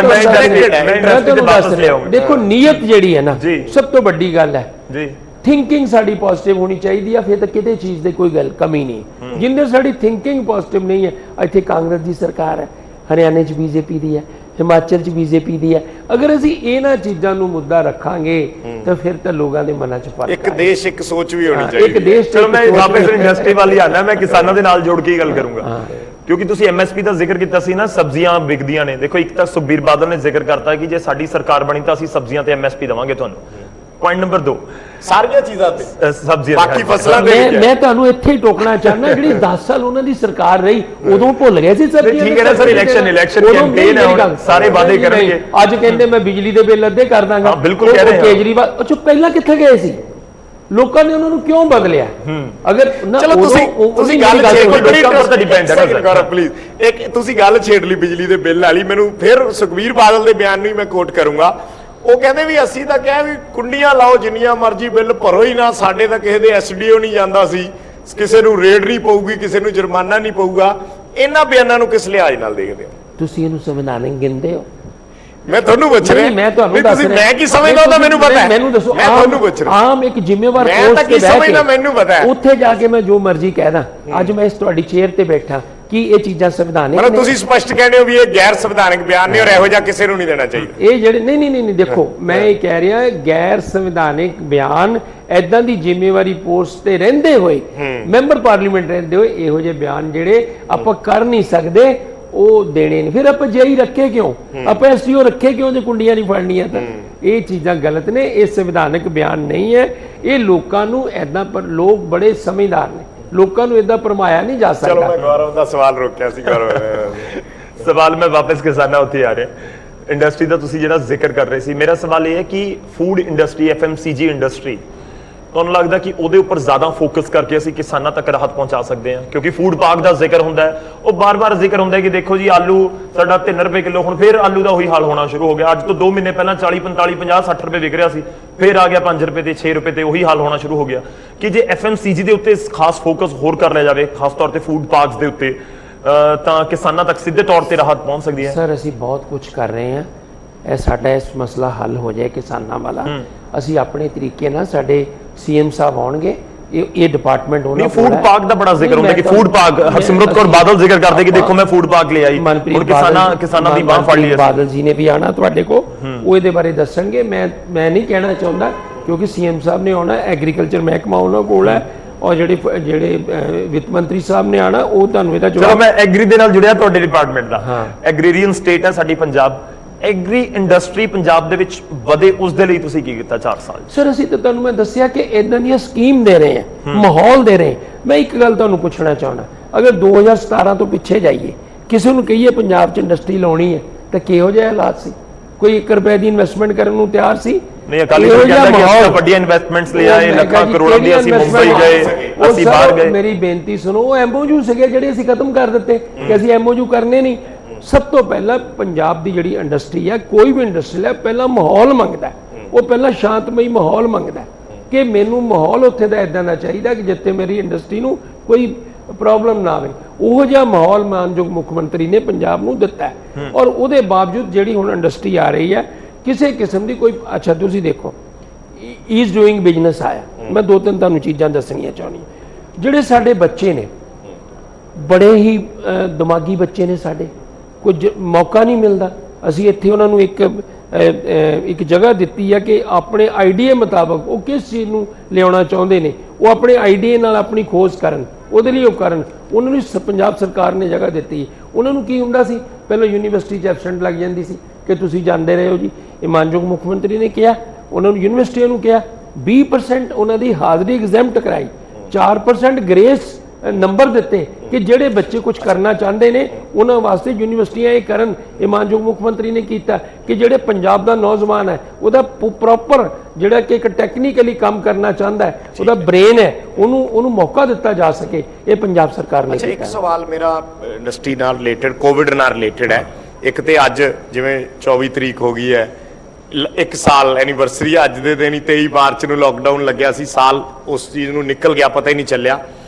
ਕੋਈ ਫਿਗਰ ਤੁਹਾਡੇ ਕੋਲ ਹੈ ਕਿ ਕਿੰਨਾ ਕੁ ਨੁਕਸਾਨ ਪੰਜਾਬ ਦਾ ਇਸ ਕੋਵਿਡ ਦੇ ਟਾਈਮ 'ਚ ਇੰਡਸਟਰੀ ਦਾ ਹੋਇਆ, ਕਿੰਨਾ ਕੁ ਤੁਸੀਂ ਉਸ ਤੋਂ ਬਾਅਦ ਰਿਵਾਈਵ ਕਰ? ਨੁਕਸਾਨ ਤਾਂ ਬਹੁਤ ਹੋਇਆ, ਇਹਦੀ ਗਿਣਤੀ ਨਹੀਂ ਕੀਤੀ ਜਾ ਸਕਦੀ ਕਿੰਨਾ ਨੁਕਸਾਨ, ਕਿਸੇ ਦਾ ਕਿੰਨਾ, ਕਿਸੇ ਦਾ ਕਿੰਨਾ, ਕਿਸੇ ਦਾ ਕਿੰਨਾ। ਕੋਈ ਇੰਡਸਟਰੀ ਗੇਨ ਵੀ ਕੀਤੀ, ਜਿੱਦਾਂ ਮੈਂ ਤੁਹਾਨੂੰ ਦੱਸ ਰਿਹਾ, ਕਾਫੀ ਇੰਡਸਟਰੀ ਗੇਨ ਵੀ, ਨੁਕਸਾਨ ਬਹੁਤ ਹੈ। लेकिन जो हुण इंडस्ट्री नवी परमात्मा करे वाहिगुरू करे कि इस कोविड जिहड़ा आया स्टेज चों आपां निकल जाइए तो बिल्कुल इंडस्ट्री तुहानूं पता लगेगा कि पंजाब दी इंडस्ट्री कितनी गेन कर रही है और कित्थे कित्थे डबल मार पई ਤੁਹਾਨੂੰ ਲੱਗਦਾ ਕਿ ਇੱਕ ਪਾਸੇ ਕੋਵਿਡ ਤੇ ਦੂਜੇ ਪਾਸੇ ਐਜੀਟੇਸ਼ਨ ਸਾਰਿਆਂ ਤੋਂ ਪਹਿਲਾਂ ਆਪਣੇ ਆਪ ਨੂੰ ਬਚਾਉਣਾ ਸਾਰਿਆਂ ਤੋਂ ਪਹਿਲਾਂ ਜੇ ਅਸੀਂ ਰਵਾਂਗੇ ਤਾਂ ਸਭ ਕੁਝ ਰਹੇਗਾ ਨਾ ਸਾਰਿਆਂ ਤੋਂ ਪਹਿਲਾਂ ਹੈ ਕਿ ਪੰਜਾਬ ਦੀ ਜਨਤਾ ਨੂੰ ਬਚਾਉਣਾ ਹੈ ਆਪਣਾ ਲੋਕਾਂ ਨੂੰ ਬਚਾਉਣਾ ਹੈ ਉਸ ਪ੍ਰੋਟੋਕੋਲ ਨੂੰ ਫਾਲੋ ਕਰਕੇ ਕੋਵਿਡ ਦੇ ਪ੍ਰੋਟੋਕੋਲ ਨੂੰ ਫਾਲੋ ਕਰਕੇ ਇੰਡਸਟਰੀ ਵੀ ਚੱਲੇਗੀ ਸਰ ਪਹਿਲਾਂ ਲੋਕਾਂ ਨੇ ਫੋਲੋ ਵੀ ਕੀਤੇ ਆ ਪੂਰਾ ਬਹੁਤ ਪਰ ਹੁਣ ਲੋਕਾਂ ਦਾ ਸਬਰ ਜਵਾਬ ਦੇ ਚੁੱਕਿਆ ਇੰਡਸਟਰੀ ਦੀ ਮੈਂ ਬਾਕੀ ਤੁਸੀਂ ਆਪਾਂ ਬਾਅਦ ਚ ਗੱਲ ਕਰਾਂਗੇ ਇੰਡਸਟਰੀ ਦੀ ਹੁਣ ਜਿਵੇਂ ਤੁਸੀਂ ਸਖਤੀ ਕਰਤੀ ਕਈ ਜ਼ਿਲ੍ਹਿਆਂ ਦੇ ਵਿੱਚ 9 ਵਜੇ ਤੋਂ ਨਾਈਟ ਕਰਫਿਊ ਹੋ ਗਿਆ ਫਿਰ ਵਪਾਰੀਆਂ ਦੇ ਮਨ 'ਚ ਡਰ ਨੇ ਕਿ ਕਿਤੇ ਦੁਬਾਰਾ ਲਾਕਡਾਊਨ ਤਾਂ ਨਹੀਂ ਲੱਗ ਜਾਏਗਾ ਸਾਡੀ ਮਸਾਂ ਜਿਹੜੀ ਦੁਬਾਰੇ ਸ਼ੁਰੂ ਹੋਈ ਹੈ ਫਿਰ ਤਾਂ ਨਹੀਂ ਖੜ ਜਾਏਗੀ ਰਾਤ ਨੂੰ ਇੰਡਸਟਰੀ ਚੱਲਦੀ ਹੈ ਤੇ ਰਾਤ ਨੂੰ ਕਰਫਿਊ ਲੱਗ ਗਿਆ ਲਾਕਡਾਊਨ ਲੱਗ ਗਿਆ ਉਹਨੂੰ ਲੈ ਕੇ ਤੁਸੀਂ ਕੋਈ ਅਸ਼ੋਰਿਟੀ ਹੈ ਇਸ ਵੇਲੇ ਨਿਊਜ਼ 18 ਪੰਜਾਬ ਤੇ ਤੁਹਾਨੂੰ ਸਾਰੇ ਵਪਾਰੀ ਸੁਣ ਰਹੇ ਆ ਦੇਖ ਰਹੇ ਉਹ ਆਪਣਾ ਟਾਈਮਿੰਗ ਉਦਾਂ ਕਰ ਲੈਂਦੇ ਨੇ ਇੰਡਸਟਰੀ ਦੇ ਅੰਦਰ ਕੰਮ ਚੱਲ ਰਿਹਾ ਉਹ ਬਾਹਰ ਨਹੀਂ ਕੋ ਆ ਜਾ ਸਕਦਾ ਨਾ ਅੰਦਰ ਕੰਮ ਕਰ ਸਕਦੇ ਅੰਦਰ ਤੱਕ ਕੰਮ ਅਗਰ ਉਹਦੇ ਕੋਲ ਮਨਜ਼ੂਰੀ ਹੈ ਉਹਨੇ ਡਿਪਟੀ ਕਮਿਸ਼ਨਰ ਨੂੰ ਦੱਸਿਆ ਹੈ ਕਿ ਮੇਰੇ ਇਹ ਜਿਹੜਾ ਯੂਨਿਟ ਹੈ ਜਿੱਥੇ ਮਤਲਬ ਕੋ ਅੰਦਰ ਜਿੱਦਾਂ ਅਸੀਂ ਪਹਿਲਾਂ ਕੀਤਾ ਸੀ ਅਗਰ ਤੁਹਾਡੇ ਕੋਲ ਆਪਣੀ ਜਗ੍ਹਾ ਹੈ ਇਹਨੂੰ ਲੇਬਰ ਨੂੰ ਰੱਖਣ ਦੀ ਤਾਂ ਤੁਸੀਂ ਰੱਖ ਸਕਦੇ ਹੋ ਬਾਹਰ ਨਾ ਆਵੇ ਤੁਸੀਂ ਆਪਣਾ ਕੰਮ ਸ਼ੁਰੂ ਕਰ ਸਕਦੇ ਹੋ ਪੁਲਿਸ ਪ੍ਰਸ਼ਾਸਨ ਹੋਰ ਲੋਕ ਤੰਗ ਕਰਦੇ ਆ ਨਾ ਆਮ ਬੰਦਾ ਡਰ ਜਾਂਦਾ ਮੈਂ ਤੁਹਾਨੂੰ ਇੱਕ ਗੱਲ ਕਹਿਣੀ ਚਾਹੁੰਦਾ ਕਿ ਜਿਹੜਾ ਕੋਵਿਡ ਹੈ ਨਾ ਇਹਦਾ ਸਭ ਤੋਂ ਬੈਸਟ ਇਹਦਾ ਇਲਾਜ ਪਰਹੇਜ਼ ਹੈ ਇਹਦਾ ਇਲਾਜ ਇਹ ਹੀ ਆ ਵੀ ਅਸੀਂ ਬਚਣਾ ਕਿੱਦਾਂ ਪ੍ਰੋਟੋਕੋਲ ਨੂੰ ਫਾਲੋ ਕਰੀਏ ਬਾਕੀ ਤਾਂ ਫਿਰ ਜਦੋਂ ਘਰ ਬੈਠ ਗਏ ਜਾਂ ਹਸਪੀਟਲ ਚਲੇ ਗਏ ਤਾਂ ਫਿਰ ਤਾਂ ਸਾਰੀਆਂ ਚੀਜ਼ਾਂ ਸਾਹਮਣੇ ਹੀ ਹੈ ਕੰਮ ਵੀ ਤਾਂ ਚੱਲਣਗੇ ਕੋਵਿਡ ਤੋਂ ਅਸੀਂ ਬਚਾਂਗੇ ਜਿੰਨੇ ਵੀ ਸਰਕਾਰ ਨੇ ਅਗਰ ਕੋਈ ਸਖਤੀ ਕੀਤੀ ਹੈ ਉਹਦੇ ਕੋਈ ਲੋਕ ਮਾਸਕ ਨਹੀਂ ਲਗਾਉਂਦੇ ਅਗਰ ਕੋਈ ਫਾਈਨ ਹੁੰਦਾ ਹੈ ਤੇ ਉਹ ਕੋਈ ਫਾਈਨ ਇਕੱਠੇ ਕਰਨ ਵਾਸਤੇ ਨਹੀਂ ਹੈ ਕੋਈ ਪੈਸੇ ਇਕੱਠੇ ਕਰਨ ਵਾਸਤੇ ਨਹੀਂ ਹੈ ਇੱਕ ਅਵੇਅਰਨੈਸ ਹੈ ਮਾਸਕ ਵੀ ਵੰਡੇ ਜਾਂਦੇ ਨੇ ਕਿ ਤੁਸੀਂ ਇਸ ਕੋਵਿਡ ਤੋਂ ਬਚੋ ਹੋਰ ਇਹਦਾ ਕੋਈ ਉਦੇਸ਼ ਨਹੀਂ ਹੈ ਸਿਰਫ ਇਹਨਾਂ ਜਿੱਦਾਂ ਮੈਂ ਤੁਹਾਨੂੰ ਦੱਸਿਆ ਕੋਈ ਇਹੋ ਜਿਹੇ ਹਾਲਾਤ ਆਉਣਗੇ ਲੋਕਡਾਊਨ ਵਾਲੇ ਅਗਰ ਹੈਲਥ ਡਿਪਾਰਟਮੈਂਟ ਦੇ ਪ੍ਰੋਟੋਕੋਲ ਨੂੰ ਫਾਲੋ ਕਰਕੇ ਅਗਰ ਕੋਈ ਜਿਹੜੀ ਇੰਡਸਟਰੀ ਅਸੀਂ ਤੁਹਾਡੇ ਤੋਂ ਸਿਰਫ ਇੰਨੀ ਇੰਸ਼ੋਰੈਂਸ ਚਾਹੁੰਦੇ ਹਾਂ ਜਿਹੜੇ ਦੇਖ ਰਹੇ ਵੀ ਇੰਡਸਟਰੀ ਨੂੰ ਕੋਈ ਨਜਾਇਜ਼ ਤੰਗ ਨਹੀਂ ਕੀਤਾ ਜਾਊਗਾ ਕੋਵਿਡ ਦੇ ਨਿਯਮਾਂ ਦੀ ਸਖਤੀ ਦੇ ਚੱਲਦੇ ਵੈਸੇ ਵੀ ਦੱਸਣਾ ਚਾਹਨਾ ਕਿ ਅਸੀਂ ਇੱਕ ਹੁਣ ਕਾਨੂੰਨ ਬਣਾ ਦਿੱਤਾ ਹੈ ਜਿਹਦੇ ਅੰਦਰ ਪਹਿਲਾਂ ਜਿਹੜਾ ਮਰਜ਼ੀ ਬਿੱਲ ਦੇ ਕੇ ਚਲੇ ਜਾਂਦਾ ਸੀ ਇੰਡਸਟਰੀ ਦੇ ਅੰਦਰ ਉਹਨੂੰ ਪਹਿਲਾਂ ਉਹਨੂੰ ਆਨਲਾਈਨ ਮੈਸੇਜ ਕਰਨਾ ਪੈਂਦਾ ਕਿ ਤੇਰੀ ਅਗਰ ਕੋਈ ਕੰਪਲੇਂਟ ਹੈ ਤੇ ਤੇਰੀ ਇੰਡਸਟਰੀ ਦੇ ਨੂੰ ਚੈੱਕ ਕਰਨਾ 4 ਡਿਪਾਰਟਮੈਂਟ ਇਕੱਠੇ ਜਾਂਦੇ ਨੇ ਪੋਲੂਸ਼ਨ ਬੋਰਡ ਜਾਂਦਾ ਹੈ ਇੰਡਸਟਰੀ ਡਿਪਾਰਟਮੈਂਟ ਜਾਂਦਾ ਹੈ ਲੇਬਰ ਡਿਪਾਰਟਮੈਂਟ ਜਾਂਦਾ ਹੈ ਜਿਹੜਾ ਕੋਈ ਹੋਰ ਡਿਪਾਰਟਮੈਂਟ ਨਾਲ ਹੈ ਉਹ ਜਾਂਦਾ ਹੈ ਔਰ ਉਹਦੇ ਚ ਅਗਰ ਕੋਈ ਡੈਫੀਸ਼ੀਐਂਸੀ ਹੈ ਕਮੀ ਹੈ ਤਾਂ ਉਹਨੂੰ ਮੌਕਾ ਦਿੱਤਾ ਜਾਂਦਾ ਹੈ ਚਾਰ ਟੀਮਾਂ ਇਕੱਠੀਆਂ ਦੇਖ ਕੇ ਵੈਸੇ ਬੰਦਾ ਘਬਰਾ ਜਾਂਦਾ ਹੋਣਾ ਨਹੀਂ ਪਹਿਲਾਂ ਆਨਲਾਈਨ ਦੱਸਿਆ ਜਾਂਦਾ ਅਗਰ ਉਹਦੇ ਚ ਕੋਈ ਕਮੀ ਹੈ ਕੋਈ ਗੱਲ ਸੁਣੋ ਉਹਨੂੰ ਮੌਕਾ ਦਿੱਤਾ ਜਾਂਦਾ ਕਿ ਤੈਨੂੰ ਆਪਣੇ ਆਪ ਨੂੰ ਠੀਕ ਕਰ ਐਦਾਂ ਨਹੀਂ ਹੈ ਕਿ ਕੋਈ ਮੈਂ ਤੁਹਾਨੂੰ ਦੱਸਿਆ ਤਣਾਅ ਮੁਕਤ ਕੀਤਾ ਇੰਡਸਟਰੀ ਨੂੰ ਕੈਪਟਨ ਅਮਰਿੰਦਰ ਸਿੰਘ ਨੇ ਚਲੋ ਆਪਣਾ ਸਮਾਂ ਸਰ ਇੰਡਸਟਰੀ ਨੂੰ ਤਣਾਅ ਮੁਕਤ ਕੀਤਾ ਕਿ ਇੰਡਸਟਰੀ ਦੇ ਕੋਈ ਕਿਸੇ ਕਿਸਮ ਦੀ ਪ੍ਰੋਬਲਮ ਨਾ ਰਹੇ ਠੀਕ ਹੈ ਸਰ ਮੈਂ ਇੱਕ ਆਖਰੀ ਸਵਾਲ ਤੁਹਾਡੇ ਤੋਂ ਪੁੱਛਣਾ ਚਾਹਾਂਗਾ ਸਮਾਂ ਆਪਣੇ ਕੋਲ ਹੁਣ ਪੂਰਾ ਹੈ ਅਰੋੜਾ ਜੀ ਅਗਲੇ 1 ਸਾਲ ਚ ਕੀ ਕਰਨ ਜਾ ਰਹੇ ਨੇ ਇੰਡਸਟਰੀ ਲਈ ਇੰਡਸਟਰੀ ਹੱਬ 2022 ਤੱਕ ਉਹ ਸੁਪਨਾ ਪੂਰਾ ਹੋ ਜਾਏਗਾ ਕੈਪਟਨ ਅਮਰਿੰਦਰ ਸਿੰਘ ਦਾ ਜਾਂ ਫਿਰ ਤੁਹਾਡਾ ਜਾਂ ਅਜੇ ਹੋਰ ਸਮਾਂ ਲੱਗੇਗਾ ਸਭ ਤੋਂ ਪਹਿਲਾ ਕੰਮ ਤਾਂ ਅਗਲੀ ਸਰਕਾਰ ਬਣਾਉਣ ਜਾ ਰਹੀ ਸੀ ਨਹੀਂ ਉਸ ਤੋਂ ਪਹਿਲਾਂ ਲੋਕਾਂ ਦੇ ਸਾਹਮਣੇ ਜਾਣਾ ਸਭ ਤੋਂ ਪਹਿਲਾ ਕੰਮ ਤਾਂ 2022 ਦੀ ਸਰਕਾਰ ਬਣਾਉਣ ਜਾ ਰਹੇ ਸੀ ਬਾਕੀ ਜਿਹੜੇ ਘੰਟੇ ਚ ਬਦਲ ਜਾਂਦੀ ਹੈ ਅਰੋੜਾ ਸਾਹਿਬ ਸਾਲ ਪਿਆ ਹਲੇ ਅਸੀਂ ਉਹ ਕੰਮ ਕਰ ਰਹੇ ਹਾਂ ਨਾ ਜਿਹੜੇ ਸਾਡੇ ਪ੍ਰੋਮਿਸ ਹੈ ਅਸੀਂ ਉਹਨੂੰ ਪੂਰਾ ਕਰ ਰਹੇ ਹਾਂ ਅਸੀਂ ਤਾਂ ਵਾਹਿਗੁਰੂ 4 ਸਾਲ ਬਾਅਦ ਹੈਗੇ ਮੈਂ ਤਾਂ ਹੀ ਸਵਾਲ ਕਰ ਰਿਹਾ ਸੀ 1 ਸਾਲ ਪਿਆ ਸਭ ਤੋਂ ਪਹਿਲਾਂ ਤਾਂ ਵਾਹਿਗੁਰੂ ਅੱਗੇ ਇਹੀ ਅਰਦਾਸ ਹੈ ਕਿ ਅਸੀਂ ਇਸ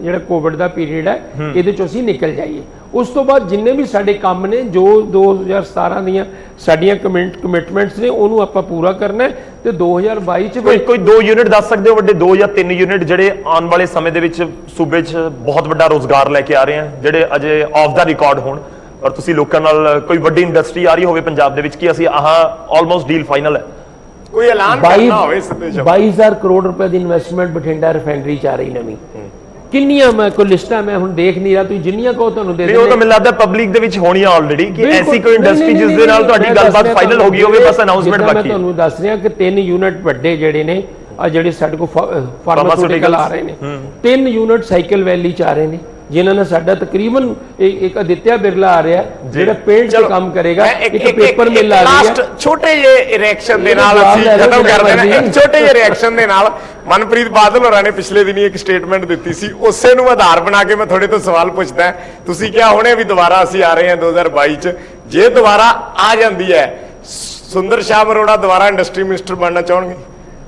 ਦੇਖੋ ਇਹ ਫੈਸਲੇ ਜਿਹੜੇ ਨੇ ਨਾ ਇਹ ਮਾਨਯੋਗ ਮੁੱਖ ਮੰਤਰੀ ਜਾਂ ਹਾਈ ਕਮਾਂਡ ਕਰਦੇ ਨੇ, ਚਾਹੁੰਦਾ ਕੌਣ ਨਹੀਂ, ਇਹ ਨਹੀਂ ਗੱਲਾਂ ਹੁੰਦੀਆਂ। ਮਹਿਕਮਾ ਸੇਮ ਮੈਂ ਮਹਿਕਮੇ ਦਾ ਪੁੱਛਿਆ। ਸੁਣੋ ਮੇਰੀ ਗੱਲ, ਮੈਂ ਇੱਕੋ ਇਹ ਸਾਡਾ ਹਾਈ ਕਮਾਂਡ ਫੈਸਲਾ ਕਰਦਾ ਜਾਂ ਮਾਨਯੋਗ ਮੁੱਖ ਮੰਤਰੀ ਫੈਸਲਾ ਕਰਦੇ ਨੇ ਕਿ ਕਿਸ ਬੰਦੇ ਨੂੰ ਕਿੱਥੇ ਰੱਖਣਾ। ਤੁਸੀਂ ਸੈਟੀਸਫਾਈਡ ਹੋ ਆਪਣੇ ਮਹਿਕਮੇ ਤੋਂ? ਜਿਹੜਾ ਵੀ ਕੰਮ ਦੇਣਗੇ ਸੈਟੀਸਫਾਈਡ ਹੈ। ਸਾਡਾ ਹੁਣ ਅਗਲਾ ਮਿਸ਼ਨ ਇਹ ਹੀ ਹੈ ਕਿ ਲੋਕਾਂ ਦੇ ਜਿਹੜੇ ਪ੍ਰੋਮਿਸ ਆ ਉਹਨਾਂ ਨੂੰ ਪੂਰੇ ਕਰਕੇ ਤਾਂ 2022 ਦੇ ਵਿੱਚ ਮਾਨਯੋਗ ਮੁੱਖ ਮੰਤਰੀ ਕੈਪਟਨ ਅਮਰਿੰਦਰ ਸਿੰਘ ਦੀ ਅਗਵਾਈ ਚ ਪੁੱਛ ਰਿਹਾ ਸੀਗਾ ਕਿ ਇੰਡਸਟਰੀ ਹੱਬ 2022 ਤੱਕ ਬਣ ਜਾਏਗੀ ਜਾਂ ਅਗਲੇ 5 ਸਾਲ ਦਾ ਵੀ ਟੀਚਾ ਆਏਗਾ? ਕਿਉਂ ਮੈਂ ਤਾਂ ਹੀ ਪੁੱਛ ਰਿਹਾ ਸੀਗਾ ਕਿ ਇੰਡਸਟਰੀ ਹੱਬ ਜਿਹੜਾ ਤੁਸੀਂ ਜ਼ਿਕਰ ਕੀਤਾ ਸੀ ਕਿ ਉਹ 2022 ਤੱਕ ਬਣ ਜਾਏਗੀ ਜਾਂ ਫਿਰ 2027 ਤੱਕ ਬਣੇਗੀ? ਜਿਹੜੇ ਪਿਛਲੇ ਪ੍ਰੋਮਿਸ ਨੇ ਉਹ 2022 ਤੱਕ ਪੂਰੇ ਕਰਾਂਗੇ, ਜਿਹੜੀਆਂ ਅਗਲੀਆਂ ਚੀਜ਼ਾਂ ਨੇ ਉਹ ਅਗਲੇ ਚ ਪੂਰੀਆਂ ਕਰਾਂਗੇ। ਔਰ ਮਾਨਯੋਗ ਮੁੱਖ ਮੰਤਰੀ ਕੈਪਟਨ ਅਮਰਿੰਦਰ ਸਿੰਘ ਦੀ ਯੋਗ ਅਗਵਾਈ ਚ 2022 ਚ ਕਾਂਗਰਸ ਦੀ ਸਰਕਾਰ ਬਣੇਗੀ ਔਰ ਤੁਸੀਂ ਦੇਖੋਗੇ ਕਿ ਇੱਕ ਨਵਾਂ ਪੰਜਾਬ ਹਰ ਇੱਕ ਚੀਜ਼ ਅਸੀਂ ਇੰਡਸਟਰੀ 'ਚ ਵੀ ਲੈ ਕੇ ਆਏ ਆ। ਉਹ ਕਹਿੰਦੇ ਨਾ ਮੇਕ ਇਨ ਇੰਡੀਆ, ਅਸੀਂ ਮੇਕ ਇਨ ਪੰਜਾਬ, ਕਾਫੀ ਚੀਜ਼ਾਂ ਅਸੀਂ ਚਲੋ ਨਵਾਂ ਨਾਰਾ ਦਿੱਤਾ ਤੁਸੀਂ ਮੇਕ ਇਨ ਪੰਜਾਬ ਦਾ। ਸ਼ੁਕਰੀਆ ਸਰ, ਬਹੁਤ ਬਹੁਤ ਧੰਨਵਾਦ ਸਾਡੇ ਨਾਲ ਜੁੜਨ ਦੇ ਲਈ, ਇਸ ਪੂਰੀ ਗੱਲਬਾਤ। ਧੰਨਵਾਦ ਸਰ। ਤਾਂ ਅਸੀਂ ਕੋਸ਼ਿਸ਼ ਕੀਤੀ ਹੈ ਕਿ ਇੰਡਸਟਰੀ ਨੂੰ ਲੈ ਕੇ ਸਵਾਲ ਜਵਾਬ ਕਰ ਸਕੀਏ। ਇੰਡਸਟਰੀ ਨੂੰ ਲੈ ਕੇ ਤੁਹਾਡੇ ਜ਼ਿਹਨ ਦੇ ਵਿੱਚ ਵੀ ਬਹੁਤ ਸਾਰੇ ਸਵਾਲ ਹੋਣਗੇ, ਜਿਵੇਂ ਵਿਜੇ ਲਗਾਤਾਰ ਜ਼ਿਕਰ ਕਰ ਰਹੇ ਸੀ ਕਿ ਜਿਹੜੇ ਇੰਡਸਟਰੀਅਲਿਸਟ ਵੀ ਸਾਨੂੰ ਦੇਖ ਰਹੇ ਹੋਣਗੇ ਤਾਂ ਲਾਜ਼ਮੀ ਤੌਰ ਤੇ ਵਿਜੇ ਉਹਨਾਂ ਤੱਕ ਵੀ ਜਵਾਬ ਪਹੁੰਚੇ ਹੋਣਗੇ। ਤਾਂ ਅਸੀਂ ਇਸ ਤਰੀਕੇ ਨਾਲ ਹੀ ਇਸ ਮੰਚ ਤੋਂ ਮਹਾਮੰਚ ਤੋਂ ਅੱਗੇ ਵੀ ਤੁਹਾਡੇ ਸਵਾਲ ਸਰਕਾਰ ਦੇ ਨੁਮਾਇੰਦਿਆਂ ਤੱਕ ਪਹੁੰਚਾਉਂਦੇ ਰਹਾਂਗੇ, ਉਹਨਾਂ ਤੋਂ ਜਵਾਬ ਲੈਣ ਦੀ ਕੋਸ਼ਿਸ਼ ਕਰਦੇ ਰਹਾਂਗੇ। ਇਸ ਸੈਗਮੈਂਟ ਦੇ ਵਿੱਚ ਇੰਨਾ ਹੀ, ਸਾਨੂੰ ਇਜਾਜ਼ਤ ਦਿਓ, ਵਾਪਸ ਚੱਲਦੇ ਹਾਂ Amrit. Thank you so much Gaurav, thank you Vijay, बहुत बहुत शुक्रिया सुंदर श्याम अरोड़ा जी।